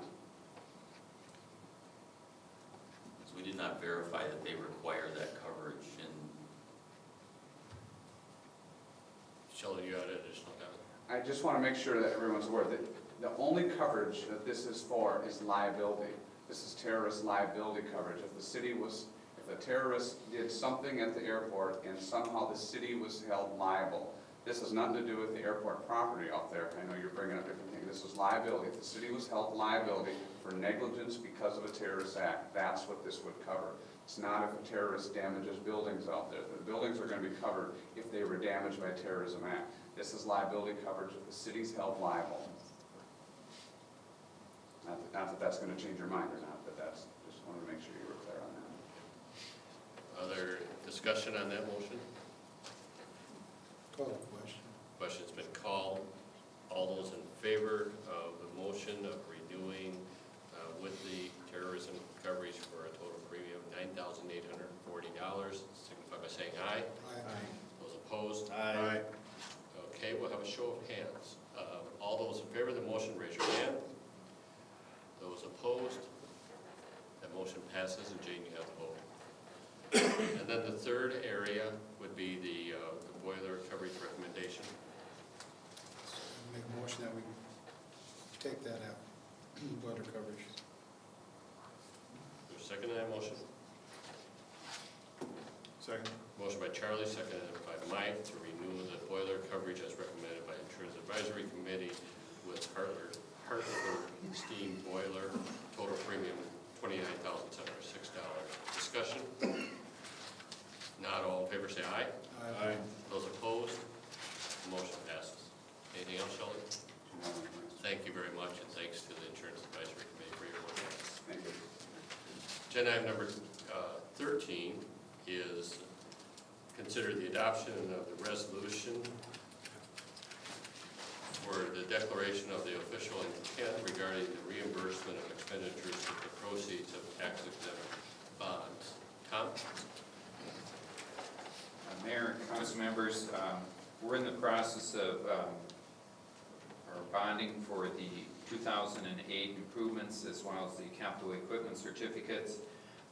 Included in the general fund budget was approximately $280,000 that we were intending to bond for the equipment. In addition to that $280,000, there was the purchase this year of the street sweeper, which we can add to that number. And then we're also asking that there be an amount included in there for capital equipment to be purchased in 2009, because it's quite likely at this point that we may be exceeding the $10 million limit next year in our bonding. So we're trying to be proactive in doing some bonding for equipment next year. We have provided you with a list of some of the suggested items to be included under this equipment certificates. I guess if there's any questions in regard to that list, I'll entertain those questions at this time. Mike? I do not have questions, but I certainly have comments. Equipment certificates are for large tickets, items that are going to be used over a period of time, like the fire department, where they're going to keep the stuff for 15 years or 7 years. Putting in office furniture is $1,700. If we can't pay for that out of cash flow, we shouldn't be here. Air conditioning unit, that's ordinary repair and maintenance. Computers, duplicating, so forth, most of that stuff we have 3 to 5 years. Replacing squad cars that are going to last 3 years, and we're going to pay for them over a 5-year period, we're moving in the wrong direction. An SUV, supposedly going to last 3 years, we're going to pay for it over 5. I mean, the Ranger and the trailer is being paid for by donations that the fire department is raising. and now we wanna double dip and borrow 15,500. They're borrowing the money from the city. Remember Mike was here? And they're gonna repay us out of their proceeds from fundraisers. We're double dipping here. This is absolutely ludicrous that we take that many dollars for 2008 capital equipment needs. We either pay for it out of cash flow or we don't do it. Tom, you want to make comments on the list you provided us? The list that was provided were items that have been discussed with Springsteads, and they didn't seem to have a problem with it. When you No, talk- they're not paying it. But as far as the squad cars, those were items that were included in the list last year with the same number of years to be And depreciated. I had the same argument last year against it. The siren, the Ranger and trailer, again, that was discussed with them as potential of including that, and they didn't seem to think that there was a Did problem. they know that the fire Yes. department was paying the city They were back? told I that. mean, Then there's a trailer from the street department. Granted, some of these things are small. And, you know, it's your decision whether you want to do that. If you don't want to do them for this year, if we then just take and add that amount to potentials for next year. What's the, were they in the budget for 08? There was an amount that was $280,000 in the budget, but some of those items were purchased earlier this year, so we could not include them in on this list. So some of these items are basically as substitutes for those items. But you're taking it from 280, which is in the budget, and going up to about 480, an extra $200,000. We can't cut $200,000 without out of 3 and 5 year. We want to issue bonds for 5 years. Okay. To pay for stuff that's going to last 3 years. That makes that is poor fiscal responsibility by this council. let's give them the opportunity Okay. to provide the explanation. The street sweeper, which was something that was not included in the budget, which was authorized earlier on this year to go ahead and purchase that, so that's being included in here also in addition to what was in the budget. I guess when the budget was done for 2008, it was already in there that some of these items would, or there would be some capital equipment items bonded for. 280. 280. So you added the 150 for the street sweeper, so you're at 430. There was some area in the computer technology area that we were looking at as a possible item that could be added. So that's been added, and then some of these other items are basically replacement of things that were purchased earlier this year that we could not include in this reimbursement resolution at this time. And again, I guess I'm asking the council to consider to be fiscally responsible, and you do not pay for something that's gonna last 3 years and pay for it over 5. What is what's the time schedule on this before adopting? Okay, tonight would be basically adopting this resolution of reimbursement for these items so that they could be included as part of the bond issue. And the number that you have in here is a not to exceed with that? Yeah. Yeah, it's not to exceed. The next step on this is that we're tentatively scheduling a Ways and Means Committee meeting for next Monday at 4:30 for Terry Heat to be here from Springstead to finalize the items for an item to be placed on the agenda for that night to establish the sale date for the bond issues. And that sale date is planned for, I believe, November 12th, so that there would be time for us to get the bond proceeds for this year to cover these items. So at the Ways and Means Committee, it would be the intent to identify for the issuance of the bond, the items that are actually going to be purchased. So there would be that. I will not be here on the 13th.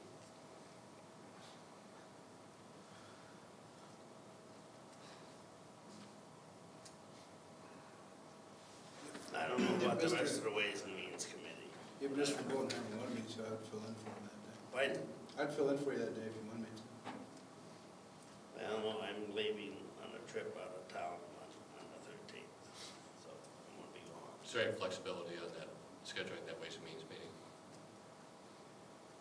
The only reason we did that is because Terry would be coming out here for it, and then she would just stay for the council meeting afterwards to address any issues with the entire council at that meeting, so. What time was the point being, 4:30. excuse me, the Larry? point being, Tom, is you're looking at 487,000 bonded? Well, That'll be the max number. no, the max on this could be up to $1 million. There's 487 for 289, or 2009, and 474 for 2008. Those are maximum numbers that can be adjusted any way, yes.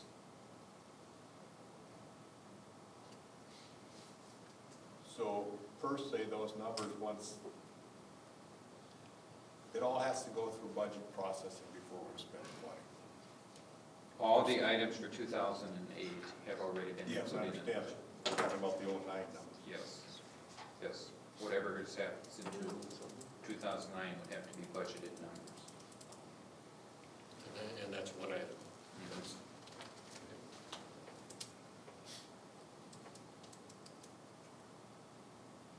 So when Terry would come to the Ways and Means Committee and we'd set that price that we're gonna bond at, we'd either include these things or not include these things. Right.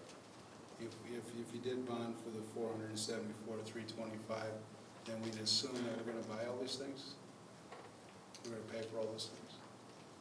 That would be, I mean, for the 08 that's already, and that we may go ahead with that fire truck. Or other equipment in Other 2009. equipment.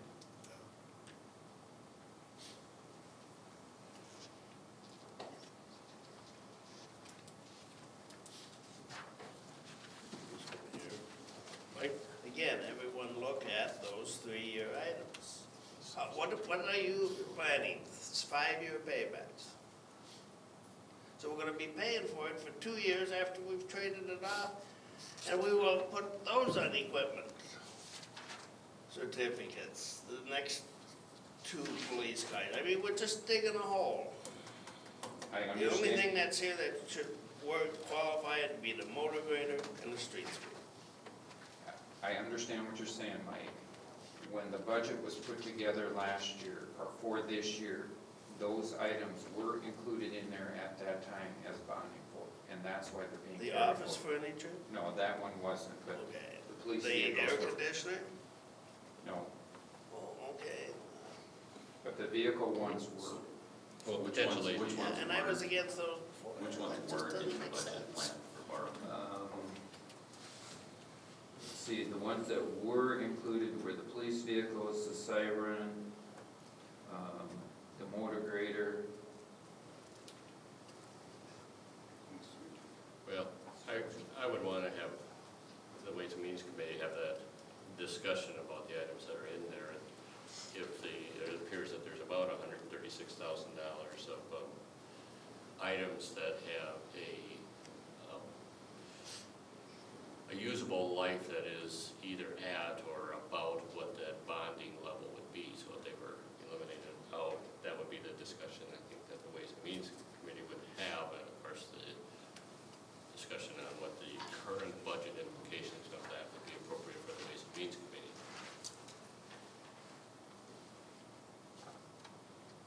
But by this, procedurally, this resolution basically provides the authorization to Go up to that amount. however, it doesn't, Tie you into anything. it's the first step in bringing it bonding. But mysteriously, once we set that upper limit, it always seems to end up there.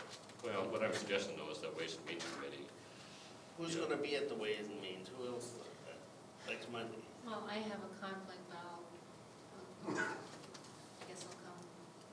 What time are you talking for? 4:30. Because I'm on the hospital, we're having a lengthy meeting starting at noon that day. I don't know how long it's gonna be. So potentially we got 3 that are not gonna. well, but back to if there would be a possibility of rescheduling scheduling, even through distance Yeah. with Terry. Let's go with that, Ron. So would you, We'll be meeting for a while on Mondays. Is there another time she could come? And I could check with her, and we could move it back to the 20th. It would just move everything back, and hopefully we would get the proceeds yet this year if we move back that far. But she may have some recommendations to push it back a bit anyway because of the uncertainty in the bond market. Are you back by the 20th? Yes, I'll be back. I'm gonna be gone through the 17th.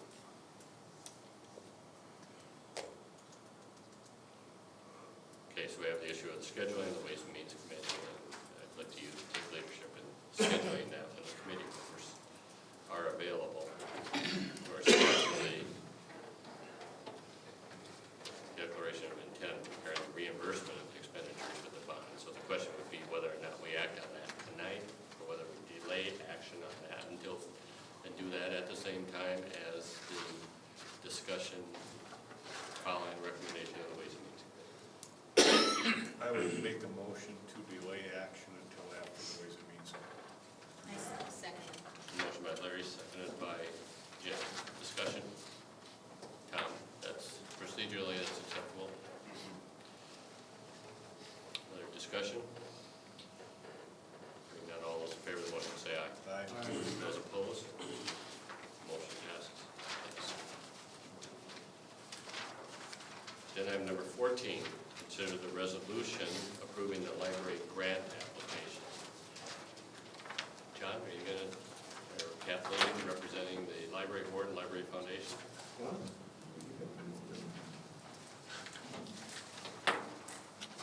John Bowden. Thank you.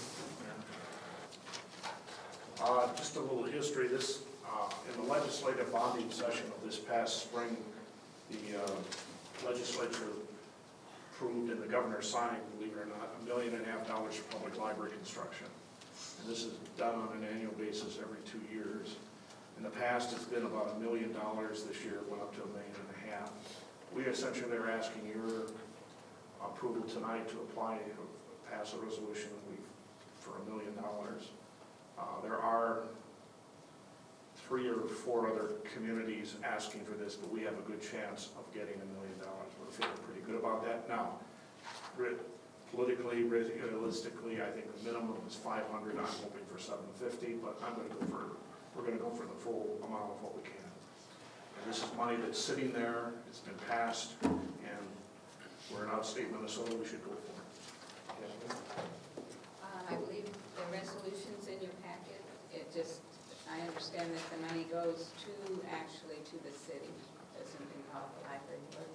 So that's why there's a requirement that the city essentially pass the resolution to request the money. To say that we have plans to build the building.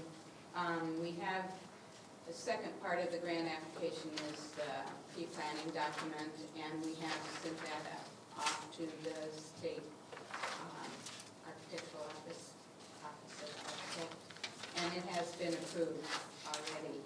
So that part of it has already gone through. Okay. Jenny, comments from the liaison to the library board? Just like John said, the money's sitting there, it's gonna go someplace. Might as well come here. Members of the council have questions? Mike? Question on that form that we've got called 14-3. The application must follow the format and the budget summary, and then it says, has the library ever benefited from one of these before? No, and then right below it you say, if yes, indicate the year and the amount, 10,300. There's some inconsistency there. I think that needs to get changed. We did several years ago when Richard McDonald was here, we had money for the elevator because originally it was for making the facility accessible, was the original. So you're right, we have had previous money. If it says no, we should. But you got the form filled out incorrectly. Yeah. Thank you. Other questions? If not, I'd entertain a motion to approve this grant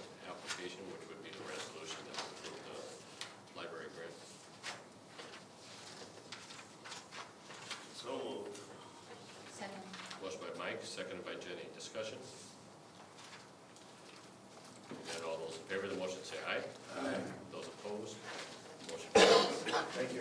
Okay, what's the timetable, John, as far as moving with, We need to know by December. okay, We have that. very good. Thank you, good luck. Agenda item number 15, consider the ordinance that would amend City Code of Marshall regulating deferred payments and special assessments for senior citizens over the age of 65. Ben, do you have this? Your Honor, members of the council, Mr. Yes, Tom?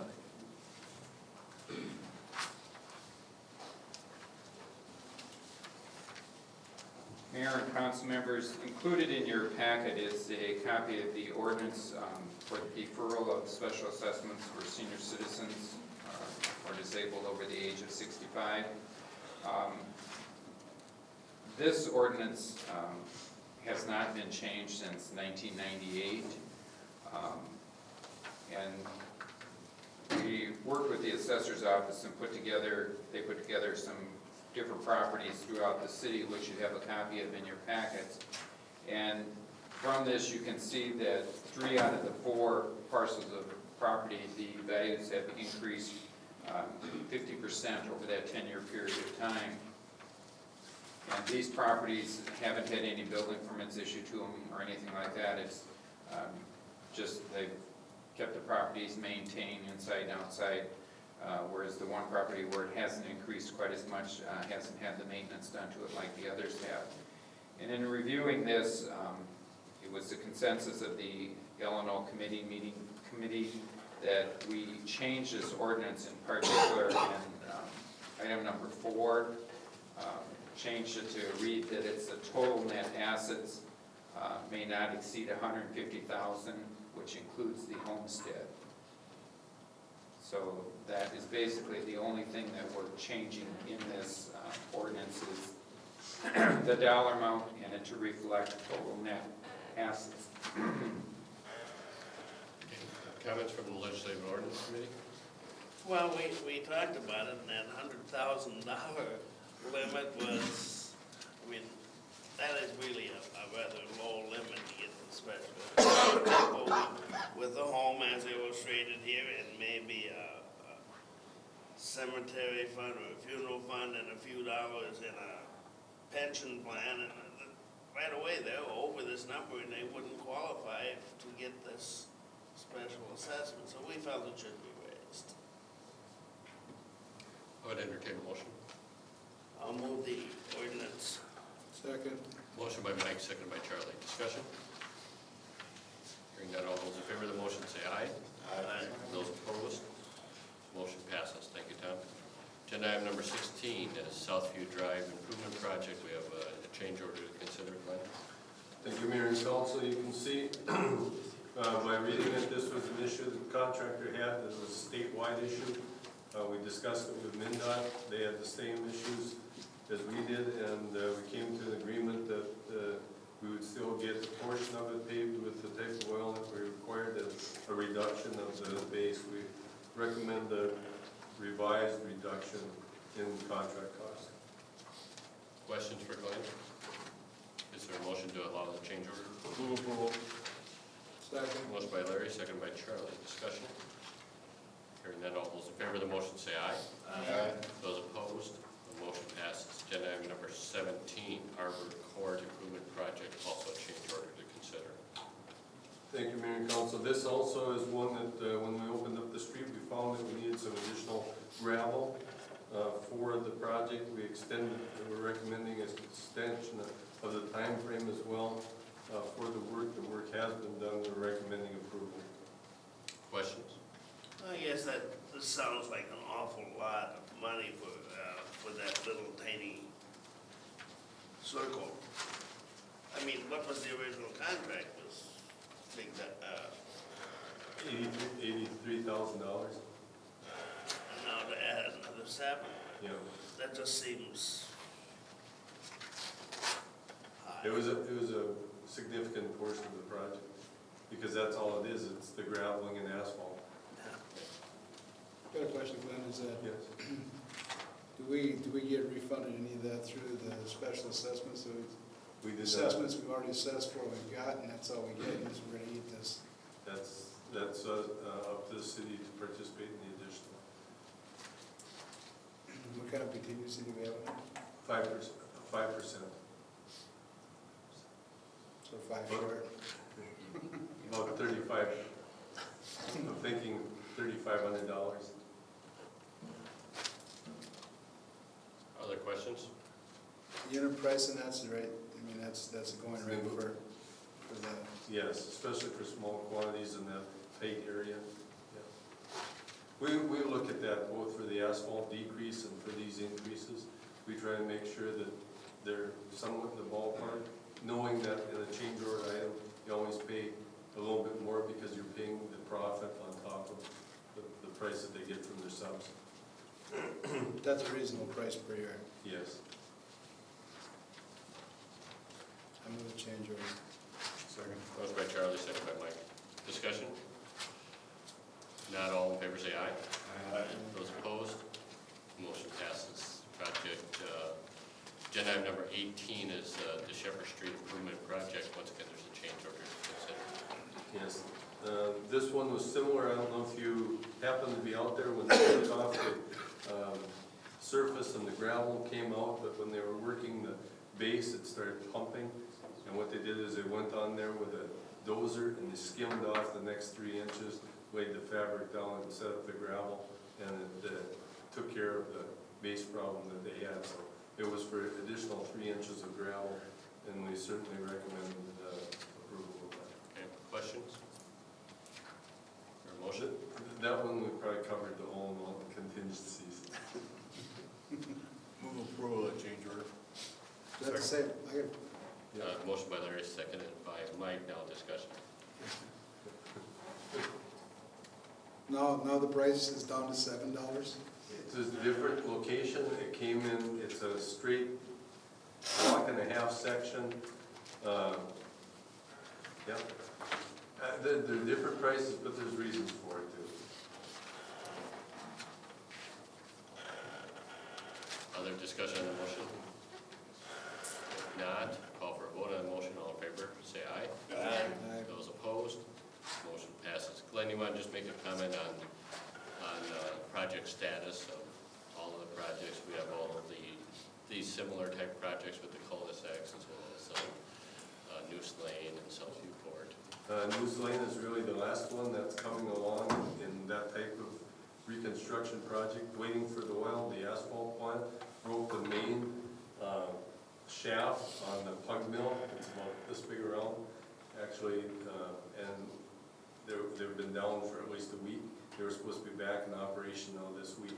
So weather permitting, we should get them all paved this week if it quits raining.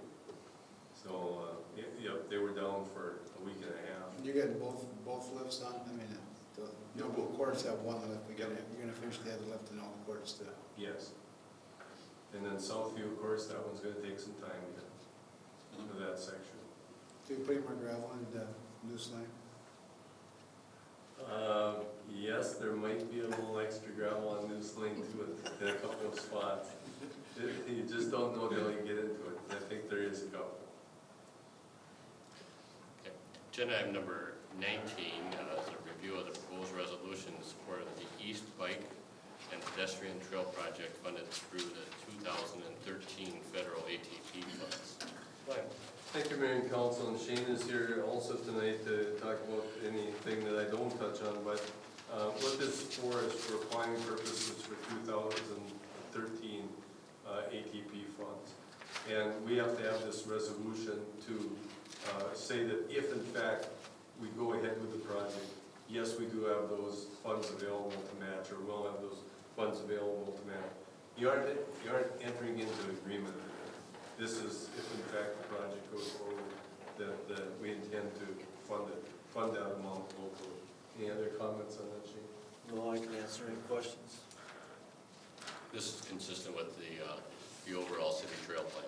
Overall city trail plan, and we did get an indication too earlier this week that we may have, or well, it's today, that we may have some additional funding for for 2009's trail project too, that we can work on kind of advance of this project, if this is approved.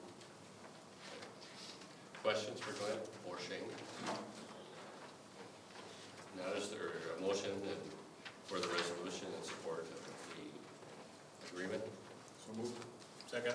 Motion by Mike, seconded by Larry. Discussion? Remind me again, where, for our trails, where does this money come from? What source?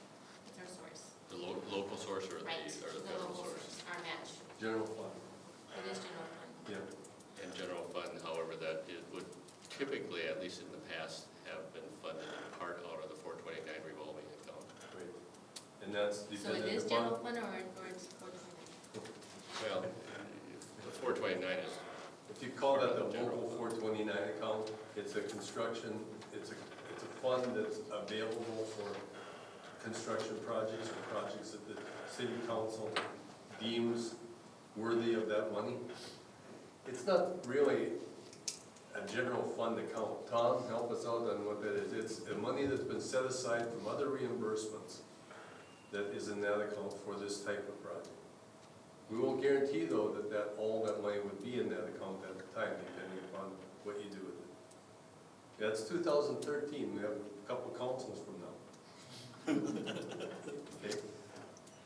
Some of the money that's accumulated in there has to do with debt service issues from prior years, where there may have been some money left at the end of the years, and it was put into this revolving fund for you to use for various projects as the council may so choose. A number of years ago, when it was first put into place, it was used for sidewalks in different areas throughout the city. You know, there's been different uses for it over the years, so.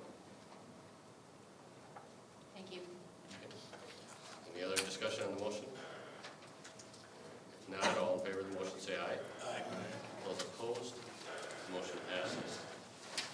The agenda item number 20, council member commission for liaison reports. Our EDA has not met since our last meeting. The Fire Relief Association does meet tomorrow evening, however, that meeting is, or excuse me, it's on the 14th, yes. Thank you, Tom.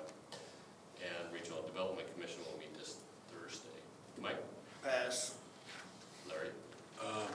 Community Services met last week. I was unable to attend, and the rest have not met. Jenny? Human Rights met a week ago, and they were planning out their year and budgeting their money and spending money on brochures and distributing them throughout the community, and that's pretty much it. And Charlie? The only one that I had that came up was the Mercer Area Transit, and I haven't been getting my emails from them with the agendas or the times or when we're gonna meet, and we've talked to staff and I've talked to them about trying to correct that problem. That same thing happened. A number of my emails that come from the city don't ever get to me. Where they're going, I don't know. I don't know if my spam is kicking them out and that they don't come through, but somebody had sent me one on the city council here, sent me one with multiple names on it, and I didn't get it this week again. So, project to work on if they ever want to work on something. But so I didn't make it to that meeting, but I didn't have a time or a date or an agenda set. Does it show up on your filter, your filtered items?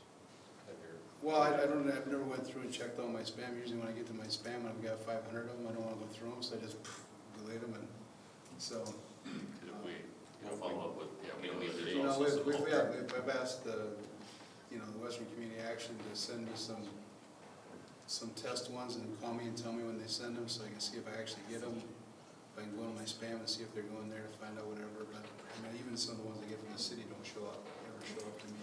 So we can, check and get our IT staff might be able to check on it. Might be able to also provide you alternative ways of notice until we figure out. And maybe hard copies work too. Yeah, hard copies. I used to get hard copies at this meeting all the time, but I don't get them anymore. So. Maybe we'll check confirm delivery too. Okay. Anything else, Charlie? That's it. Staff reports, Ed? Thank you, Your Honor, members of the council. A few updates, the assessor position. Oh, I'm sorry. No, the updates from the hospital and MMU covered what was covered at the last two meetings, so we're good. Sorry about that. Now, Ben. Thank you, Your Honor. Members of the council, Sheila Dubs did provide a memo in here that we have hired an assessor position, so we're excited about that person starting, and the details are in your council packets. The Merit Center have been working on discussions with both the Minnesota Municipal Utility Association and their expansions that they are foreseeing in the future related to that, as well as Midwest. We've been working out a lease with Midwest for some time period, and I am working on discussions to facilitate some discussions here to move that facilities forward. The fire department open house is this Thursday evening, I believe, so just informational for you on that, and we can send out a reminder on that meeting as well. Prairie Net WAN Group has met and reviewed the web portal as presented by Mark Hansen with our EDA. They'll be starting in the near future to start going around and soliciting different organizations on to include a demonstration of the web portal site, and then also with that the agreements that we proposed for the original partners, as well as a fee schedule for those people that provide links. Basically, again, the concept of that is it's kind of a clearinghouse for community-related webheads, so that it's going to one location and being able to kind of sort out what information people are looking for from our community and to get it there in an efficient way and in kind of a uniform format. We are preparing for the budget work session next Monday, and we've got that other item added onto the agenda for discussion. We have been meeting in relation to our safety committees and trying to get that group up and going again, and we're working on priorities for 2009. There are a number of policies that we need to have improved upon internally, so we are working on that. We did have the housing study presented to those of you who were in attendance. I know there was a request, reminds me of the mayor, to add the PowerPoint from that meeting in the council packet, and I'm not sure that got included. Did you not see that in there? That was not included. We will send that out to you individually, or if anybody else wants a copy of it, we'll have it available at City Hall. So they did go through the presentation of that. If you have any questions, you can stop by too if you weren't able to make the presentation, and we can spend some time if you want it. Because it's pretty informative, and there's some direct implications to some of the properties that the city owns related to that. We are, as I commented earlier, kind of following the Petters Aviation situation and how that might or may not impact us. And Glenn Olson would be the lead contact in relation to that issue. That might come up at a future airport meeting. One other item, other than the pending agenda items I won't comment on, but we did have a meeting also at the Southwest Minnesota State University in relation to the pedestrian crossing at Highway 23, and some good discussions there about what's on the horizon. And I thought the Public Works Director could maybe just make a couple comments about why this project is potentially something that will need attention sooner than later, and some policy decisions related to that. Thank you. Probably the biggest issue is funding and timing. MnDOT has allocated funds for 2009 for Trunk Highway 23 north of Amaretto Street, which is north of the school, and south of Amaretto Street all the way to Russell in 2010. And so anything that we would want to do as far as a pedestrian crossing needs to be done within that time frame. Otherwise it entails tearing up a substantial portion of what they would have just reconcreted. So what they wanted to impress on us was to come together with a location and direction as far as going forward with a pedestrian underpass facility if in fact we were going to. So we met with them to discuss the pros and cons, the location, the overpass versus underpass, and got consensus that the underpass just north of the entrance to the main facility, the hall, would be the location for it. So that's what we're going forward with, and we are going forward with a request in our transportation funding for federal funding for that facility. Now there certainly will be local participation. We don't know what it will be at this time, but we're thinking anywhere from 10 to 20% minimum local funding. So That's something that we have to be aware of. And we do not have any commitments from either council or anyone else at this time, but very shortly, we're going to have to be bringing something back to council concerning at least the design aspects of it. Because the design now on 23 going to Russell is under way right now. It's to be complete and bid by, I believe it was October, November of 2009. So it would have to be done in conjunction with that. They didn't commit themselves, the MnDOT did, at least to doing the paving work and surface work over the top of the facility. That's a real plus because it is longer, it's more, it takes out a section totally and it's kind of a reconstruct over the top. So it wasn't that there was zero participation by the state in the discussion, at least. So that's kind of an update. It is a part of a transportation plan. Bicycles and pedestrians and transportation between the university and the high school, that's what it is today. But it also provides then that link under and through Trunk Highway 23 that will eventually connect to our bikeway plan on the south side and east side of Trunk Highway 23. Anything, that's all the update I can give you. I'll maybe just add one item to that. The federal portion of that, the hope is that that would be included in the federal transportation bill that would be under discussion in early 2009. I was in Washington this past week for a work purpose, but I did take the opportunity to meet with our congressional office and relate exactly what you talked about. Our issue is the timing, and our issue is also the hope that we're included in the federal transportation bill. It was indicated as our number 3 priority in that plan, but because of the timing issue, number 1 was the County Road 7 interchange issue, number 2 was our Saratoga Street overpass, this was number 3, but those issues aren't on the front burner right now because of this other plan. It's the time to do it with them. Okay. Ed, back to you. I don't have any other updates other than a couple comments on the pending items. Okay. Any questions for Ben? Move on then to agenda 22, councilmember individual items. Jenny? Larry? None. Charlie? None. Mike? None. None. And I have just a couple very, very brief comments. One is our stormwater management presentation, not only on the follow-up to the Tiger Lake, but also the North Industrial area.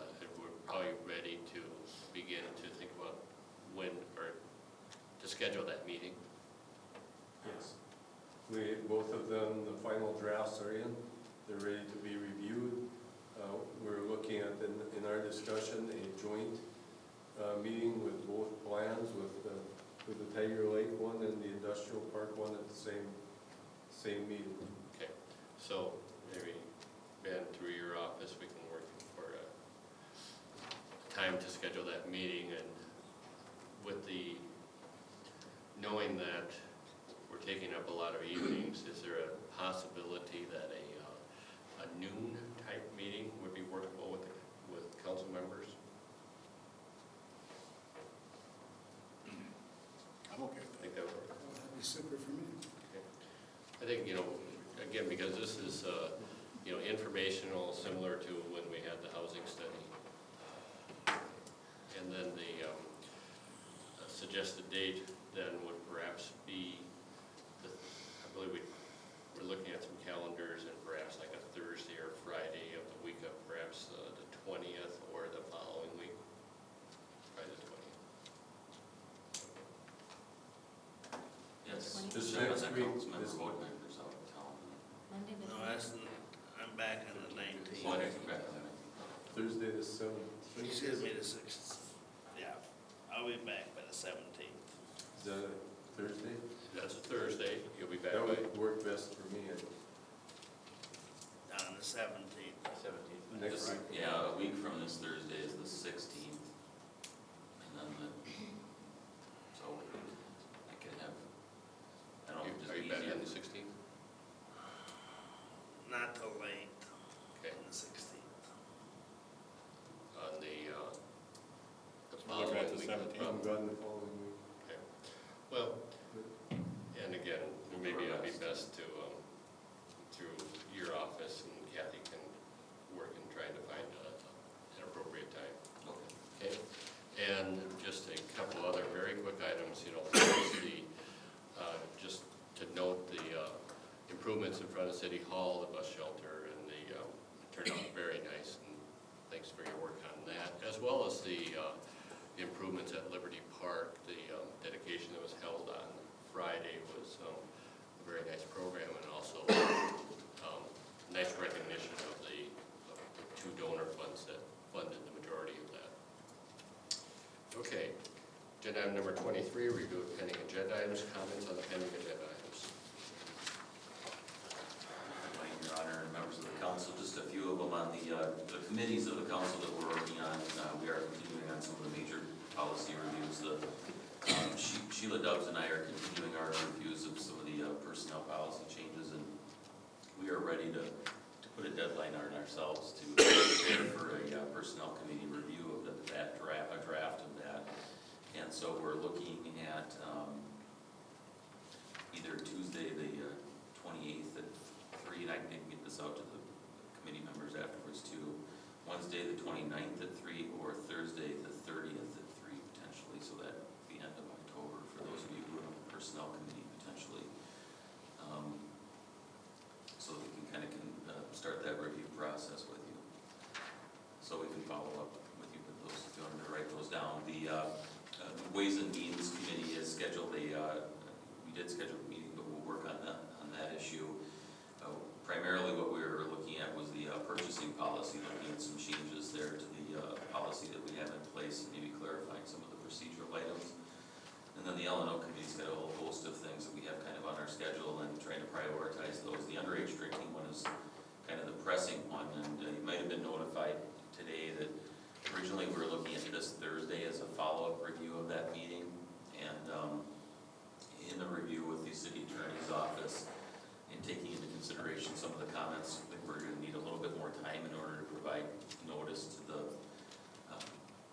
to prepare that ordinance for review, as well as to send out notice. We're going to notify those members regardless, but I think we're looking at pushing that meeting back to the 23rd at 2:30. And so that would mean that we would not be able to bring it to the city council until their November meeting, but we want to make sure we do it right and not push it through too. So we want to give time for final, basically what we were directed was a final review from that committee. I think we're making progress in bringing it to the city council. That's kind of the top one. We did review some of those other ones, like the special assessment that was approved tonight. And there are some, the ones that are listed as to be scheduled were fairly new ones that were added that we're going to be providing some more information at the next LMO meeting that we have to review. With that, I don't have any other specific comments that are related to the relation to the pending items. Okay. Moving on then, any other comments on the pending agenda items from the council? Moving on then, the agenda item number 24 is determination by city council to go into closed session to discuss the current litigation with Joe Bott doing business at the Marshall Hotel, City of Marshall, Western Community Action, and Southwest Minnesota Housing Partners. Excuse me, Mr. Mayor. Yes. Bob Benmore's been sitting here all through the meeting. Could we just shuffle those That's fine. around a little? Otherwise, he's gonna end up sitting out in the hall again. The first one's going to be very short, That just to would let be, you know. that'd be very Okay, good. all right. Keep our tapes in order. Is there a motion to go into closed session? So moved. Second. Motion by Charlie, seconded by Jenny. Discussion,